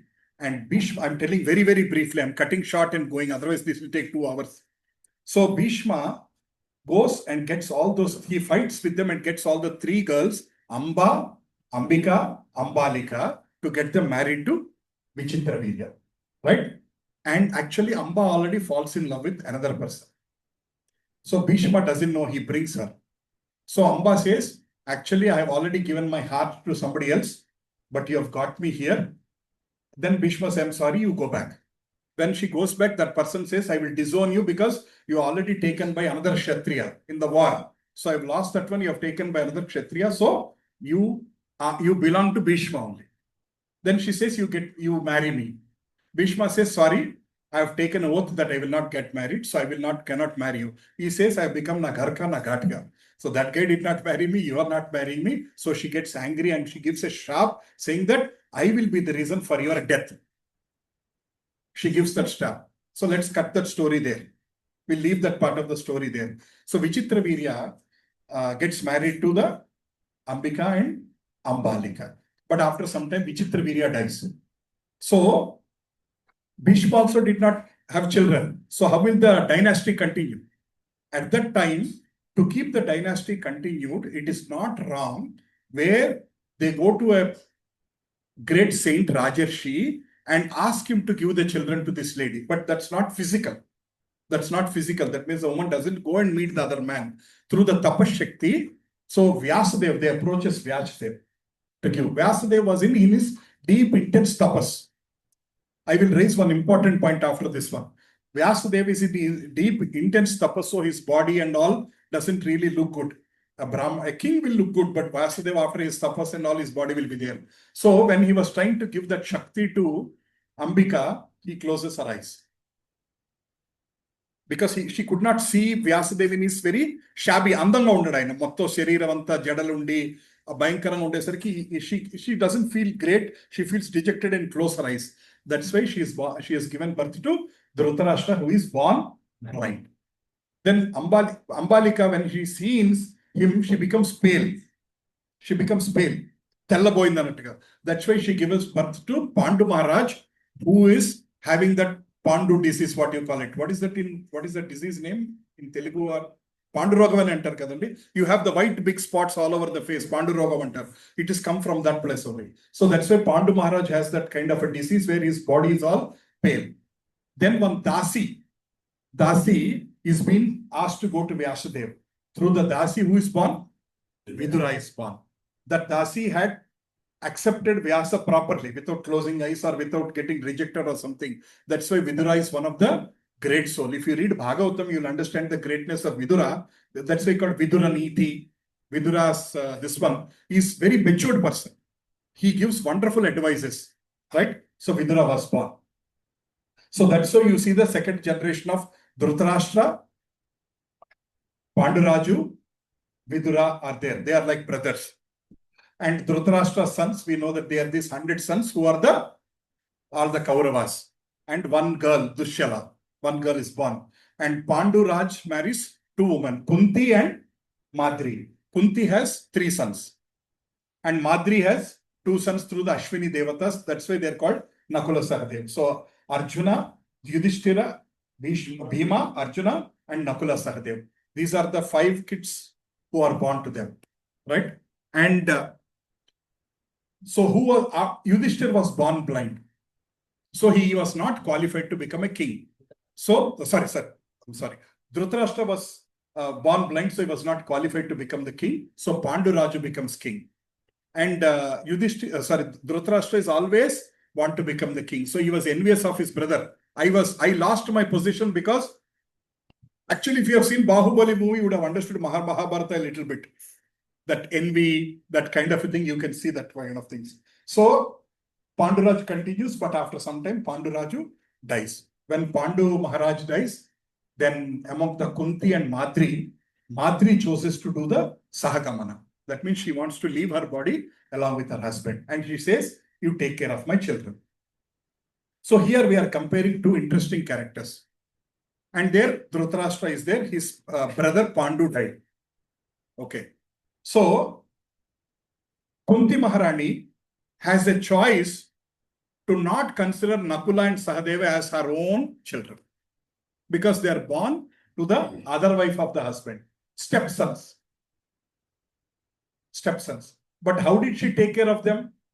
Many people, younger generation, do not even know, at least if they know Mahabharata, that itself is great. They don't know that they are born to 2 mothers.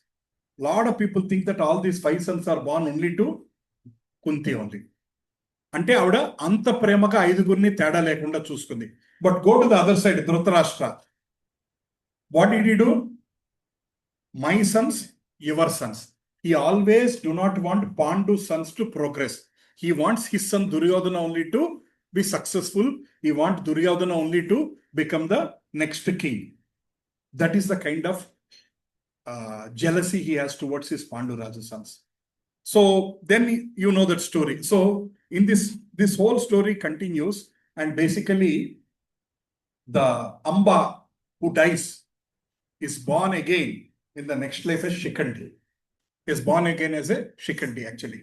He is born to Drupada Maharaj. Drupada, who is Drupada? We'll anyway discuss all these characters. Drupada Maharaj is Draupadi's father. Draupadi's father.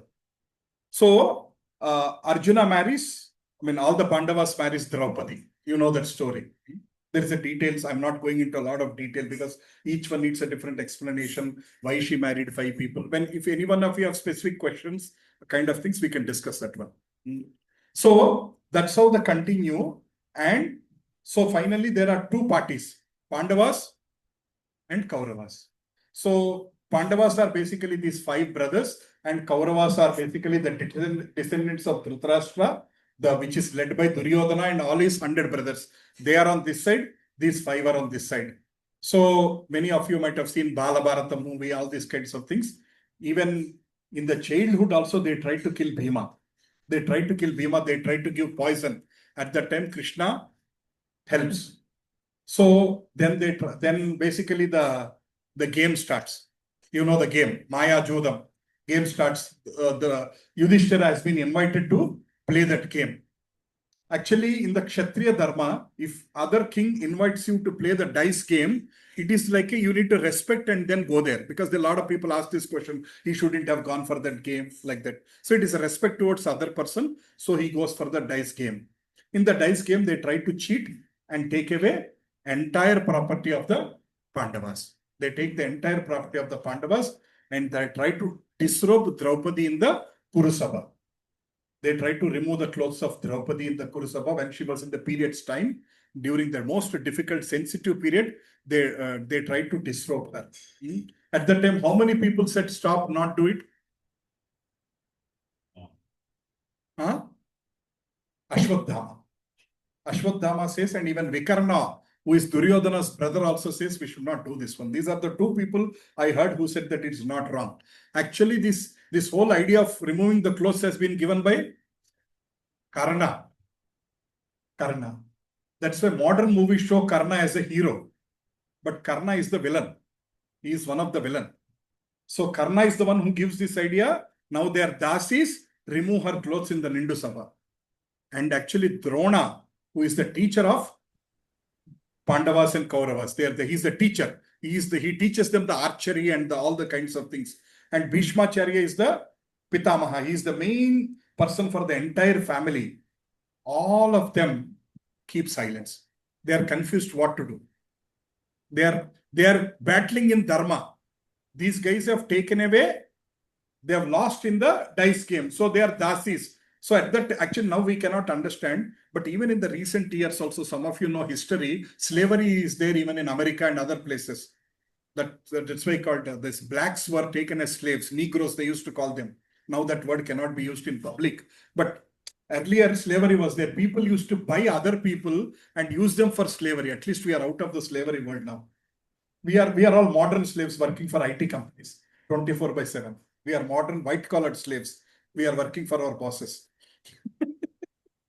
Right. So they were caught between this dharma. Yes, on one point, what Duryodhana is saying is right, because they are the slaves, so they can be treated in any way. But on another front, a woman should not be disrespected. But Bhishma keeps silence because he cannot say anything, because he always says, I am bound by this Kuruvamsha. My duty is to serve the master. Right now, though I am the boss, I am like grandfather of this whole thing. Duryodhana is the boss there. I cannot do anything. And Dhritarashtra is double blind. What is double blind? There are 2 blinds. External blind is his 2 eyes doesn't work. What is internal blind? Love for his son. So he keeps quiet. Because he loves his son so much, he doesn't even actually, had he got up and slapped Duryodhana, Mahabharata War wouldn't have happened. We wouldn't have read Bhagavad-Gita. So good that he did not slap his son. Had he slapped him and said that one, this is wrong. I am the king. I have the every right to say, stop this nonsense. Mahabharata War wouldn't have happened. Bhagavad-Gita wouldn't have come out. We all wouldn't have met in Gautam Enclave here discussing Bhagavad-Gita. So he keeps quiet. Drona keeps quiet. Bhishmacharya keeps quiet. A lot of people kept quiet. And we all know finally who saves Govinda Damodara Madhaveti. When she was crying, finally Krishna comes. And then as part of the dice game, they have been asked to go to forest. How many years? 30. 12 years of in the forest, and 13th year is in the disguise, Ajnatavasa. Nobody should know who you are. If anybody can recognize during that 1 year, you are Arjuna, you are Duryodhana, you are Bhima, then they have to repeat again another 12 years Aranyavasam and 13th year. So they have made that thing very cunningly. That means they want to make sure that they are always in forest. Actually, Mahabharata, in the deeper explanation, they say that in the 13th year, Duryodhana has put some thousands of secret agents to find out where are they and kind of things. They all take the disguise and sit in which Raja's place? Virat Raja. Virat Raja gives them they host him. All the 5 people stays in the Virat Raja in the 13th year, and they are doing different kind of services. Like Arjuna was teaching Bharatanatyam to the princess, and Bhima was in charge of the cook. Like that, each one of them were taking care of different duties, and 13th year continues. And finally, after the 13th year, they come back and says, we have finished our 13th year, please give our land. And what did Duryodhana says? No. Sudi mopinanta koda. And if I drop a needle, how much place it will occupy on the land? That much also I will not give you. So then Krishna asked him, okay, they are Kshatriyas, so they cannot give like a Kshatriyas, at least give them five villages, 5 villages you give them, they will take care of it. He does everything possible from his side. But Duryodhana doesn't listen, and Dhritarashtra again do not slap him. He had many opportunities to slap his son, but he kept quiet. Then finally the war gets declared. And war gets declared, and the war happens. I just told very briefly. Got it, bro? Just a little kind of a story. If you are interested, I'll share with you a video. Please listen that one, because I felt 90% of you know the story. So I'm trying to go a little briefly. Right? And the war happens, and it was a big negotiation on who should go on which side. Big negotiation. For example, Selya. Who is Selya? Maternal uncle of Nakula and Sahadev. Brother of Madri. Selya is brother of Madri. Selya was coming towards Hastinapur, which is Delhi now. And on the way, Duryodhana catches him and gives him an amazing feast. After the entire feast, Selya is so happy and he says, what do you want? He says, please fight for me. His own nephews are on the other side. But Selya accepts because he has given him a nice buffet, 365 items. So he has accepted that and said, okay, I'll fight for you. Remember, see the kind of people, how they are sticking to their words. That's why in Kali Yuga, we cannot understand the value of giving the word. I paid gym membership so many times that I'll go every day to the gym. I even paid for 1 year also, so that I'll be committed, but I never went. So we always fail from our words, right? So, but in those days, word is so important. Even though his own nephew, Santa Manal, other side, Pandav side, Selya promised to fight for Duryodhana, and he said, okay, I'll fight for you. He was even ready to kill this side people because they were all loyal. They were all very loyal. So this story finally leads to this war. There was this family story in this one. So finally leads to this war, and all the negotiation fails, and finally war happens. And in the war, Pandavas are on one side, Kauravas are on one side, and there are totally 18 Akshauhini Sena. And 11 on Kaurava side, 7 on Pandava side. What is Akshauhini? Anybody knows? I will share that one. Yeah, see that last line. 21,870 chariots. Radha. 21,870 with elephant and the person standing on it. I mean, soldiers with elephants. Then 65,610 soldiers who are on the horse, Aswagadam. Next, infantry soldiers, 1,09,350 are the soldiers on the foot. That means soldiers who are on the foot, soldiers who are on the horses, soldiers who are on the elephant, and people are on the chariots. That is all called one Akshohini. Into 11 is on this side, into 7 is on the Pandavas side. So Pandavas are weaker, no? They have less people. But who is that one person who is on the Pandava side? That's why Pandavas won. It's crystal clear, no need to tell.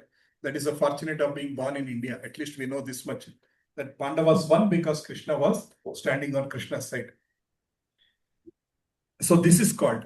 And there are two words which we use, Atirati and Maharati. Manam chala salu vadto Atirata Maharadhalandaru vastunnaru, we use that word. But you know what is Atirati? Atirati is a person who can fight with 10,000 people at one go. 10,000 manditoti okesari vaadu fight cheyagalaru.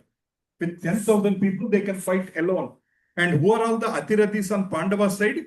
Yudhishthira, Bhima, Drishtadyumna. Who is Drishtadyumna? Draupadi's brother, Drupada's son. And Ghatochkacha, and Satyaki, and Yudhu. These are all the people who can fight with at 10,000 people at one go. And the other side, Shelya, feel free, there's nothing proprietary here.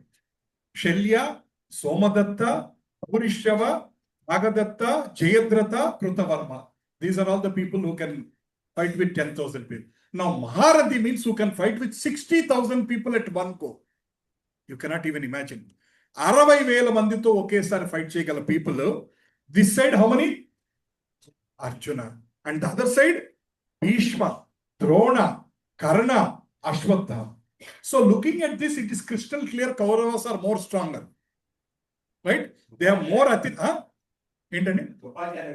Krupacharya, I am not sure. Maharathis and Krupacharya is also there. I don't know. I will check it. I will check it. I know he is great, so but I don't know whether he is Atirati or Maharathi. I will tell you. So Atirathis and Maharathis. So E slide Tuesday, we'll all understand that Kauravas are more stronger because they have more Atirathis, they have more Maharathis, they have more number of soldiers, and they are all highly experienced people also. Dronacharya, who is the teacher of Pandavas on the other side, who taught them how to fight, how to pick up a bow and arrow. Your teacher is on that side, you are on this side. Your IIT sir is also writing exam with you. What is going to happen to us? It's like that. So this is the kind of things. So we'll go into that one. Now, so 9.5. There are so many words used for Krishna, so many different words used for Arjuna in different slokas. Each word has a meaning. So when we are discussing slokas, we'll also try to understand why sometimes Arjuna was called as Gudakesha, or Partha, or Dhananjaya. These are the three names which keeps. For Krishna, how many names comes up? Krishna. Everybody say Krishna, Rishikesha, Madhava, Achyuta, Madhusudhana, Govinda, Vasudeva, Devaki Nandana, Yashoda Nandana, Parthasarathi, Keshava, Janardana. I think our day is purified. We started our day saying the names of Vishnu, different names of Krishna. We started today doing it. So these are the different names which are used, and contextually we'll discuss. When that sloka comes, why Krishna was used as Rishikesha. In some slokas, it is mentioned as Rishikesha. In some slokas, he is called as Achyuta. In some slokas, he is called as Madhusudana. So these are all the different names used in different slokas. Why are they used like that? We'll try to understand when we get to that kind of a slokas. Right? For example, Rishikesha means master of senses. So we will discuss many slokas that we are going in. So like that are there. As we jump into chapter 1, we'll just spend 1 or 2 minutes and then we go into detail. Chapter 1 starts in basically like 2 points. 2 main aspects are there. Aspect 1 is there is a description. What is the name of the chapter in English we discussed? Description of the armies on the either side on the battlefield. So there is an explanation of who is on this side, on Pandava's side, who is on Kaurava's side, and what are their great strengths, what conch did they blow, what is the mood of this one. All those discussions are there. And 28th sloka onwards, Arjuna starts asking questions. Because we all know why did the Bhagavad-Gita started? Because Arjuna said, I can't fight. Everybody knows this one, right? I don't need to repeat. Arjuna says, I can't fight because the other side is my fathers, grandfathers, gurus, teachers, respected elders. How can I fight? But Duryodhana on the other side, no feelings. My brother's sons, no feeling. Whom should I kill today? He has no feelings on the other side. He is also seeing his relatives, but no feeling in his heart. But Arjuna is seeing relatives and is having compassion. Actually, there is a deeper explanation we'll discuss next week. Arjuna gives so many reasons why he don't want to fight. He gives 6 reasons. All 5 to 6 reasons are explained. We will discuss each reason one by one. Why Arjuna says, I don't want to fight. And they are all very important for us to know. They are all Kshatriya Dharma. We can even apply them in today's time also. That what is going to happen to Varnashrama Dharma. What will happen if elders of a family die? What will happen to their children? Like that, a lot of details are there. We'll go into all the details. So next week, we are going to take directly this book. I don't want to bring PPTs from next week onwards. Directly we'll take the book. Maybe I can show you if you want the online sloka and the meaning under there. There is a sloka, there is a meaning, and there is something called purport. Telugu le emantaru Prabhu? Purport, I don't know how many some people read Telugu book. Tathparyam. So there is something called purport where Prabhupada has given deeper explanation. Or I think in Hindi it's called Anuvad. The third one, Anuvakya or Anuvad. So what we'll do is, we'll read the sloka. I heard last time I asked, many people said we are very comfortable reading Gita slokas. How many of you are comfortable reading Rida slokas? 1, 2, 3, 4, 5, 6, 7. So many teachers are here. Very good. So you all take, I don't know how to read slokas. You read the sloka. My job is to give some explanation. And some more explanation Prabhu will give. Anything I missed out, anything to be corrected, any other examples. So together we'll share more understanding of each sloka. So we'll read the sloka. One of you will read the sloka. One of you also will read the meaning. So here there is a small confusion. We have 3 books, English, Hindi, Telugu. I'll take an English book. How many of you do not know Telugu? Only one, huh? 1, 2, 3. Okay. We can ask them to get whatever language they want to. We also have Okay. whatever. If you have Telugu book, please bring it. It's okay. Whatever language. Please bring the book you have. I'll play English here. Online one I'll show you here. And we'll try to read that. And I'll explain in English, Telugu, Hindi, whichever. My Hindi is not that good to the extent possible. So I'll try to explain you in the meaning. So you read the sloka, you read the meaning, what is given there. We try to understand it. And after that, Prabhupada has given deep explanation. In one sloka, Prabhupada has given 12 pages explanation. 12 pages, you cannot imagine. So I will pick up important points. If you want to read all the 12 pages, it's going to take some lot of time. I'll pick up all the important points and we'll try to explain you so that we understand the sloka, meaning. As we proceed from chapter 1 to 2, we'll start even trying to do the connections between one sloka from one chapter to another sloka, another connection. What is the connection between slokas also? We'll try to understand that one. Okay. And then we'll try to take the meaning also. Basically, I wanted to also leave some homework for you every week, that your homework will be whatever slokas we discussed in the class. Let's say next week we discuss chapter 1 to in the 1 to 10. Let's say we discuss 10 slokas. You have 1 week time to go home and read that 10 slokas again. including the explanation what is given there. Let's say if there is a 3-page explanation, please take time and read it. And if you have any doubts when reading, if you have doubts, you can post in the group. We'll try to answer. Or we can wait for next Sunday. Every Sunday, we'll start with the prayers.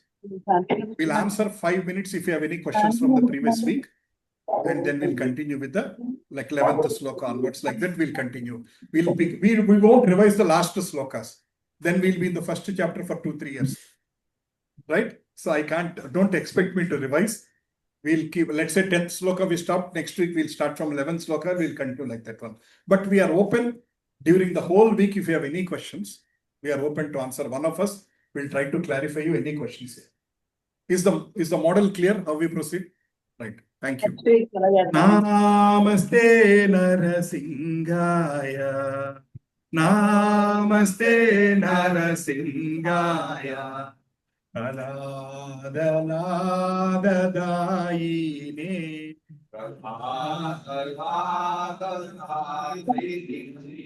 Hiranyakasi Purvakshaka.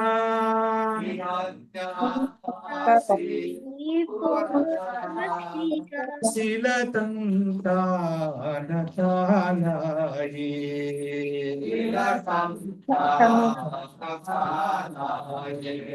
Ito Narsimha Parato Narsimha.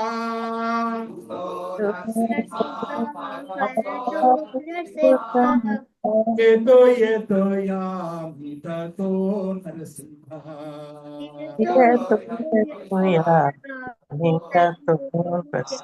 Bahir Narsimha Hrudaye Narsimha.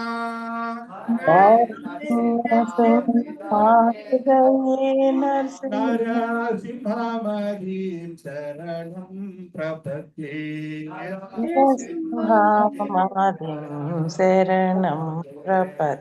Tabakara Kamalavare Nata Adbhuta Stinga Dalita Hiranyakasipu Tanubhunda Keshavadvita Narahari Rupa Jai Jagadisha Hare Jai Jagadisha Hare. Repeat. Tabakara Kamalavare Nata Adbhuta Shinga Dalita Hiranyakasipu Tanubhunda Keshavadvita Narahari Rupa Jai Jagadisha Hare Jai Jagadisha Hare Jaya Narasimha Dev Narasimha Dev Narasimha Dev Jaya Narasimha Dev Jaya Narasimha Dev Narasimha Dev Narasimha Dev Jaya Narasimha Dev Jaya Parampara Parampara Parampara Jaya Parampara Jaya Parampara Parampara Parampara Jaya Parampara Jaya Jaya Prabhupada Prabhupada Prabhupada Jai Jai Prabhupada Prabhupada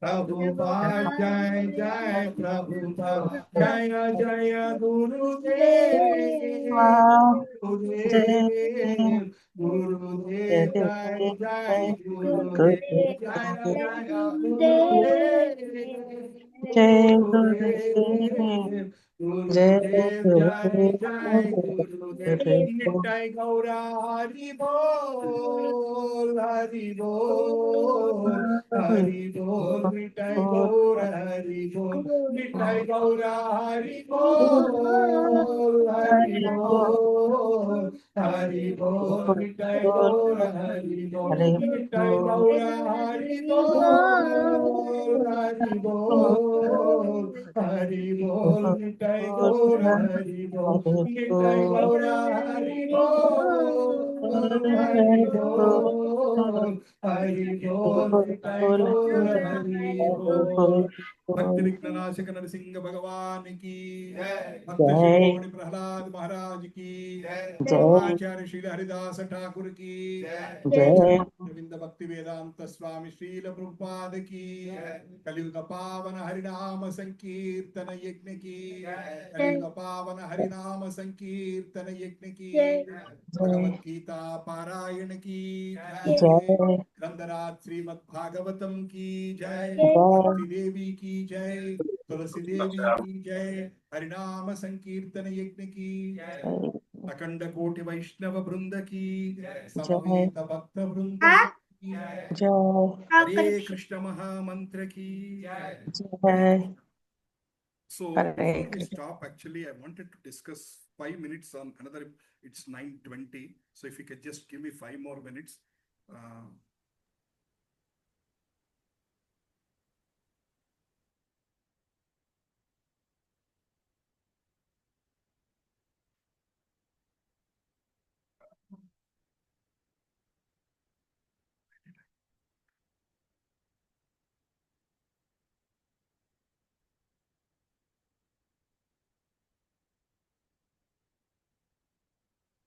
Okay. From day after tomorrow, Kartik Mass is starting. Yeah. 7th. Okay. I'll explain you the first question which comes to all the Telugu people is Kartik Masam starts first day immediately after Diwali. For Telugu, I know Tamil calendar is very different. So we have so many calendars here. For Telugu calendar, after Diwali, next day, Kartik Masam starts. Tamil calendar, when does it start, Kartik Masam? November only. But Vaishnava calendar, Kartik Mas starts from day after tomorrow. From 7th of October, it is starting. Sharad Purnima is the first day. So, Kartik Mas is, Kartika means Radharani. Actually, Krishna says, Margana Marsa Shishana. You know that one. He says, the important month, Krishna says, among the plants I am, among the trees I am. Which chapter? Anybody knows? 10th chapter. Yeah. Okay. Krishna says, in this one I am so, in water I am Ganga, in this one I am so, like this Krishna in Rudras, in 11 Rudras I am Lord Shiva, like that he explains all that one. We'll discuss that when we come to there. Okay. But this month is considered as very, very, very, very pious month, Kartik Mas. So, don't worry about Prabhuji, should I follow Telugu calendar, Tamil calendar or Hindi calendar? Let's follow Vaishnava calendar. There's no harm, right? When we are trying to do something good. So Kartik Mas is very, very famous. In this Kartik Mas, there are 2 important things to be done. One is we sing a song called Damodara Ashtakam. Actually, we have less time. I will record this and send it to you. I will also share with you, instead of listening to my horrible voice, I will also share with you a YouTube nice song, or my daughter will sing. I will share with that one. You listen and practice. And you should offer ghee deepam to Lord every day. Ghee deepam. Ghee deepam, if possible. If not, oil deepam is okay. Preferably ghee deepam. Ghee deepam, basically, how do you do is basically take it like you do it. I mean, take it like a diya and you put that wick and you can offer it to Krishna. Or in any different way, but basically at least ghee deepam at least once a day. If you can do twice a day is good. And we should sing this song called Damodara Ashtakam. Damodara Ashtakam. Damodara Ashtakam is Nama Vishwaram Sachidananda Rupam. Have you heard this one before? Lasat Kundalam Gokule Ladavamanam. So this song we should sing, connect to Krishna and do the ghee deepam every day. It just takes 10 minutes. 30 days, please do it. Mataji's in periods time also you can do it. Don't worry. Do this one in all the 30 days. And this is like a special lottery bonanza. Anything which is done in the Kartika Mass is 10,000 times to which is done in the normal days. In the normal days, if you're doing Hare Krishna Mahamantra and one mala, this is like doing 10,000 malas. Very, very, very powerful mala, mantra. This masa is for Radharani. Krishna loves Radharani so much. So this month is very, very special. This month is very, very special in many aspects. Actually, they say the effect of the following this vrata goes for 100 lifetimes. Anyone offer ghee lamp to Lord Krishna or in the temple of Vishnu, all sins are destroyed. These are not my created words. A person who reads Gita sincerely in this month of Kartik, do not return to this world. Of all the gifts, the gift of offering a ghee lamp in Kartik month is the highest. The piety obtained by taking bath in all the holy places and giving all charity is not equal to 1 by 10 millionth of result obtained by following Kartik Vrat. You're understanding, right? These are all from scriptures. A person who offers a lamp during the month of Kartik attains a result that cannot be obtained even 100 yajnas or 100 pilgrimages. One Deepam will give you that kind. So what is Kartik Vrat? There's a lot of details of Kartik Vrat, but at least briefly, Kartik Vrat is in that 1 month offer the ghee Deepam and sing Damodarashtakam every day. That is the minimum. What is easiest way to do the Kartik month? But if you want to increase, there are so many things can be done. How to follow?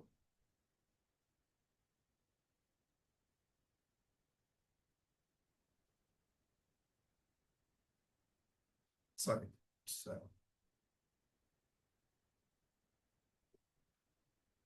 Yeah, that's in the different slide, but that's okay. Simple way to follow Kartik Mass is do daily Tulsi worship. All of you have Tulsi at home? Anybody do not have Tulsi? Immediately go and take one Tulsi. Please, immediately take one small Tulsi from nearby nursery and then start having it in your home. Offer little water to Tulsi. Just do some prayer. I will send you Tulsi prayers also in the group. Please read that prayer. Vrundaya Tulsi Devyaya Priyaya Keshavashacha Vishnu Bhakti Pradevi Satya Bhakti Namo Namo. Only 2 lines. I'll put that prayer. I will also recite it so that you can practice it. Recite that prayer 3 times. Put some water into the Tulsi. That is offering Tulsi. Then Damodarash. And actually circumambulating Tulsi. Keep Tulsi in such a way that you can do pradakshina around 3 times.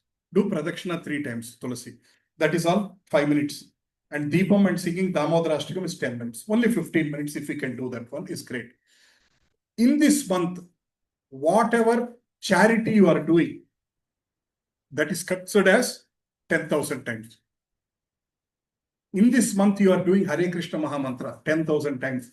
In this month, you are doing Annadanam. You will get 10,000 times more credit.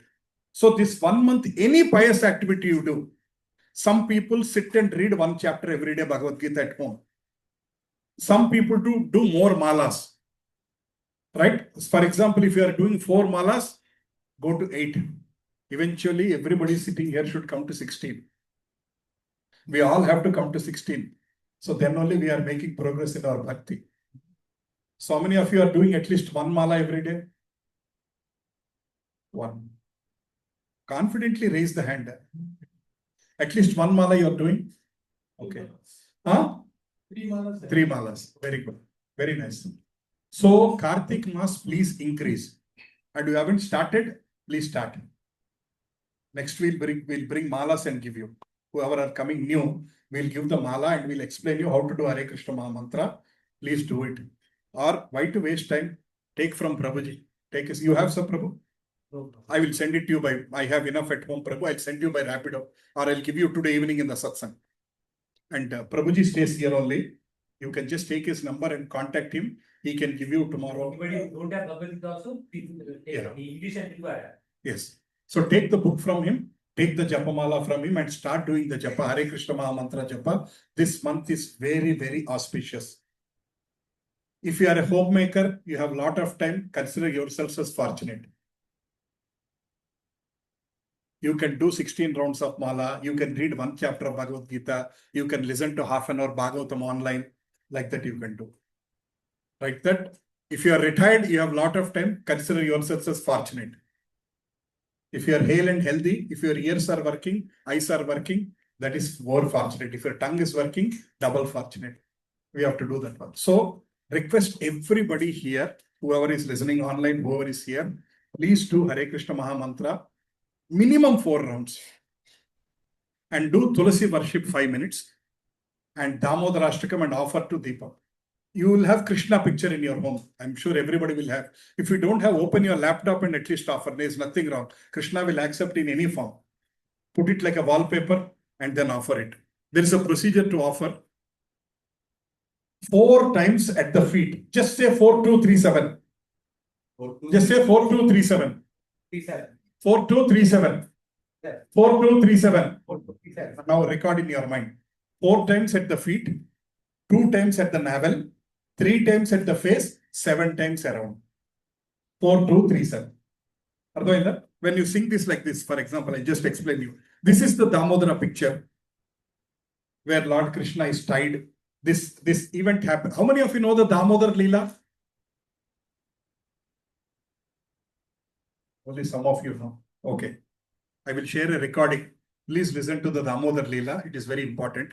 Where Mother Yashoda ties Krishna. This is very, very sweet pastime of Krishna. So Krishna is worshipped almost like this in this form as Damodara. So many people have this picture at home and they try to do 4 times, like for example. Namamishwaram Sachidanandarupam Lasat Kundalam Gokule Ladhamanam Yeshoda Viyoluka Ladhavamanam Paramishtamatyantato Drutagopya. If you can sing the entire song and do at the end. That is also fine. This song singing will take just 2-3 minutes. That's all. It's hardly 8 stanzas. It will take 3 minutes. You can also read the meaning to understand. I will share all these things with you in the WhatsApp group. Please read them, listen to them. And if some of you can get it by heart, by reading, listening it every day, that is the greatest blessing. So after some time, we don't need to read the book. Namamishwaram Sachi Danandarupam. Like that, you can sing in your heart and then offer the Deepa. How many of you will do this one? Very good. I don't get anything. You will get so much. Each one of you will. If I will get, if I do. Otherwise, if I just simply tell you, if I don't do anything, I will also not get anything. I have to practice what I am telling to you. So I will also do every day. And I will also do every day. And please, you also do every day. Okay? Thank you. Hare Krishna. I took a little extra time. But since we are starting, is this time 7 o'clock comfortable to everyone? Or is it too early? Or should we start at 4 or 5? Is 7 okay? Or should we move to 7:30? Huh? Not up there. 7:30 is better? Not up there. We can start from the. We'll see. Prabhuji will explain where do we meet next week. Not there. Before we close the session, I want to offer my sincere gratitude to Smriti Mataji and Mataji's mother, my mother parent of Lakshmi Prasanna Mataji, for opening their house and their hearts for us to come and spend some time. Hare, let us say, Hare Krishna, Krishna Krishna, Hare Hare, Hare Ram, Ram Ram, Hare Hare, Hare Krishna, Krishna Krishna, Hare Hare, Hare Ram, Ram Ram, Hare Hare, Hare Krishna, Krishna Krishna, Hare Hare, Hare Ram, Ram, Hare Hare. And all the people who are online, I hope you heard and the voice was clear. Kindly do the Damodara Ashtakam. I'll also forward in the group and please follow this in the next 1 month. It just takes 10-12 minutes. Anybody who do not have a Tulasi plant, immediately go and buy one Tulasi plant. Keep it in your house and then start following this one because this will give you immense benefits. I can't explain you in words. Because of some Sukriti, we are sitting here and reading Bhagavad-Gita today. And imagine the kind of Sukriti we get. We are all undeserving people, but yet Krishna is showing our mercy by giving all these opportunities to all of us. Thank you all very much. Hare Krishna. Hare Krishna, Hare Krishna, Krishna Krishna, Hare Hare, Hare Ram, Ram Ram, Hare Hare. I'll stop this session here.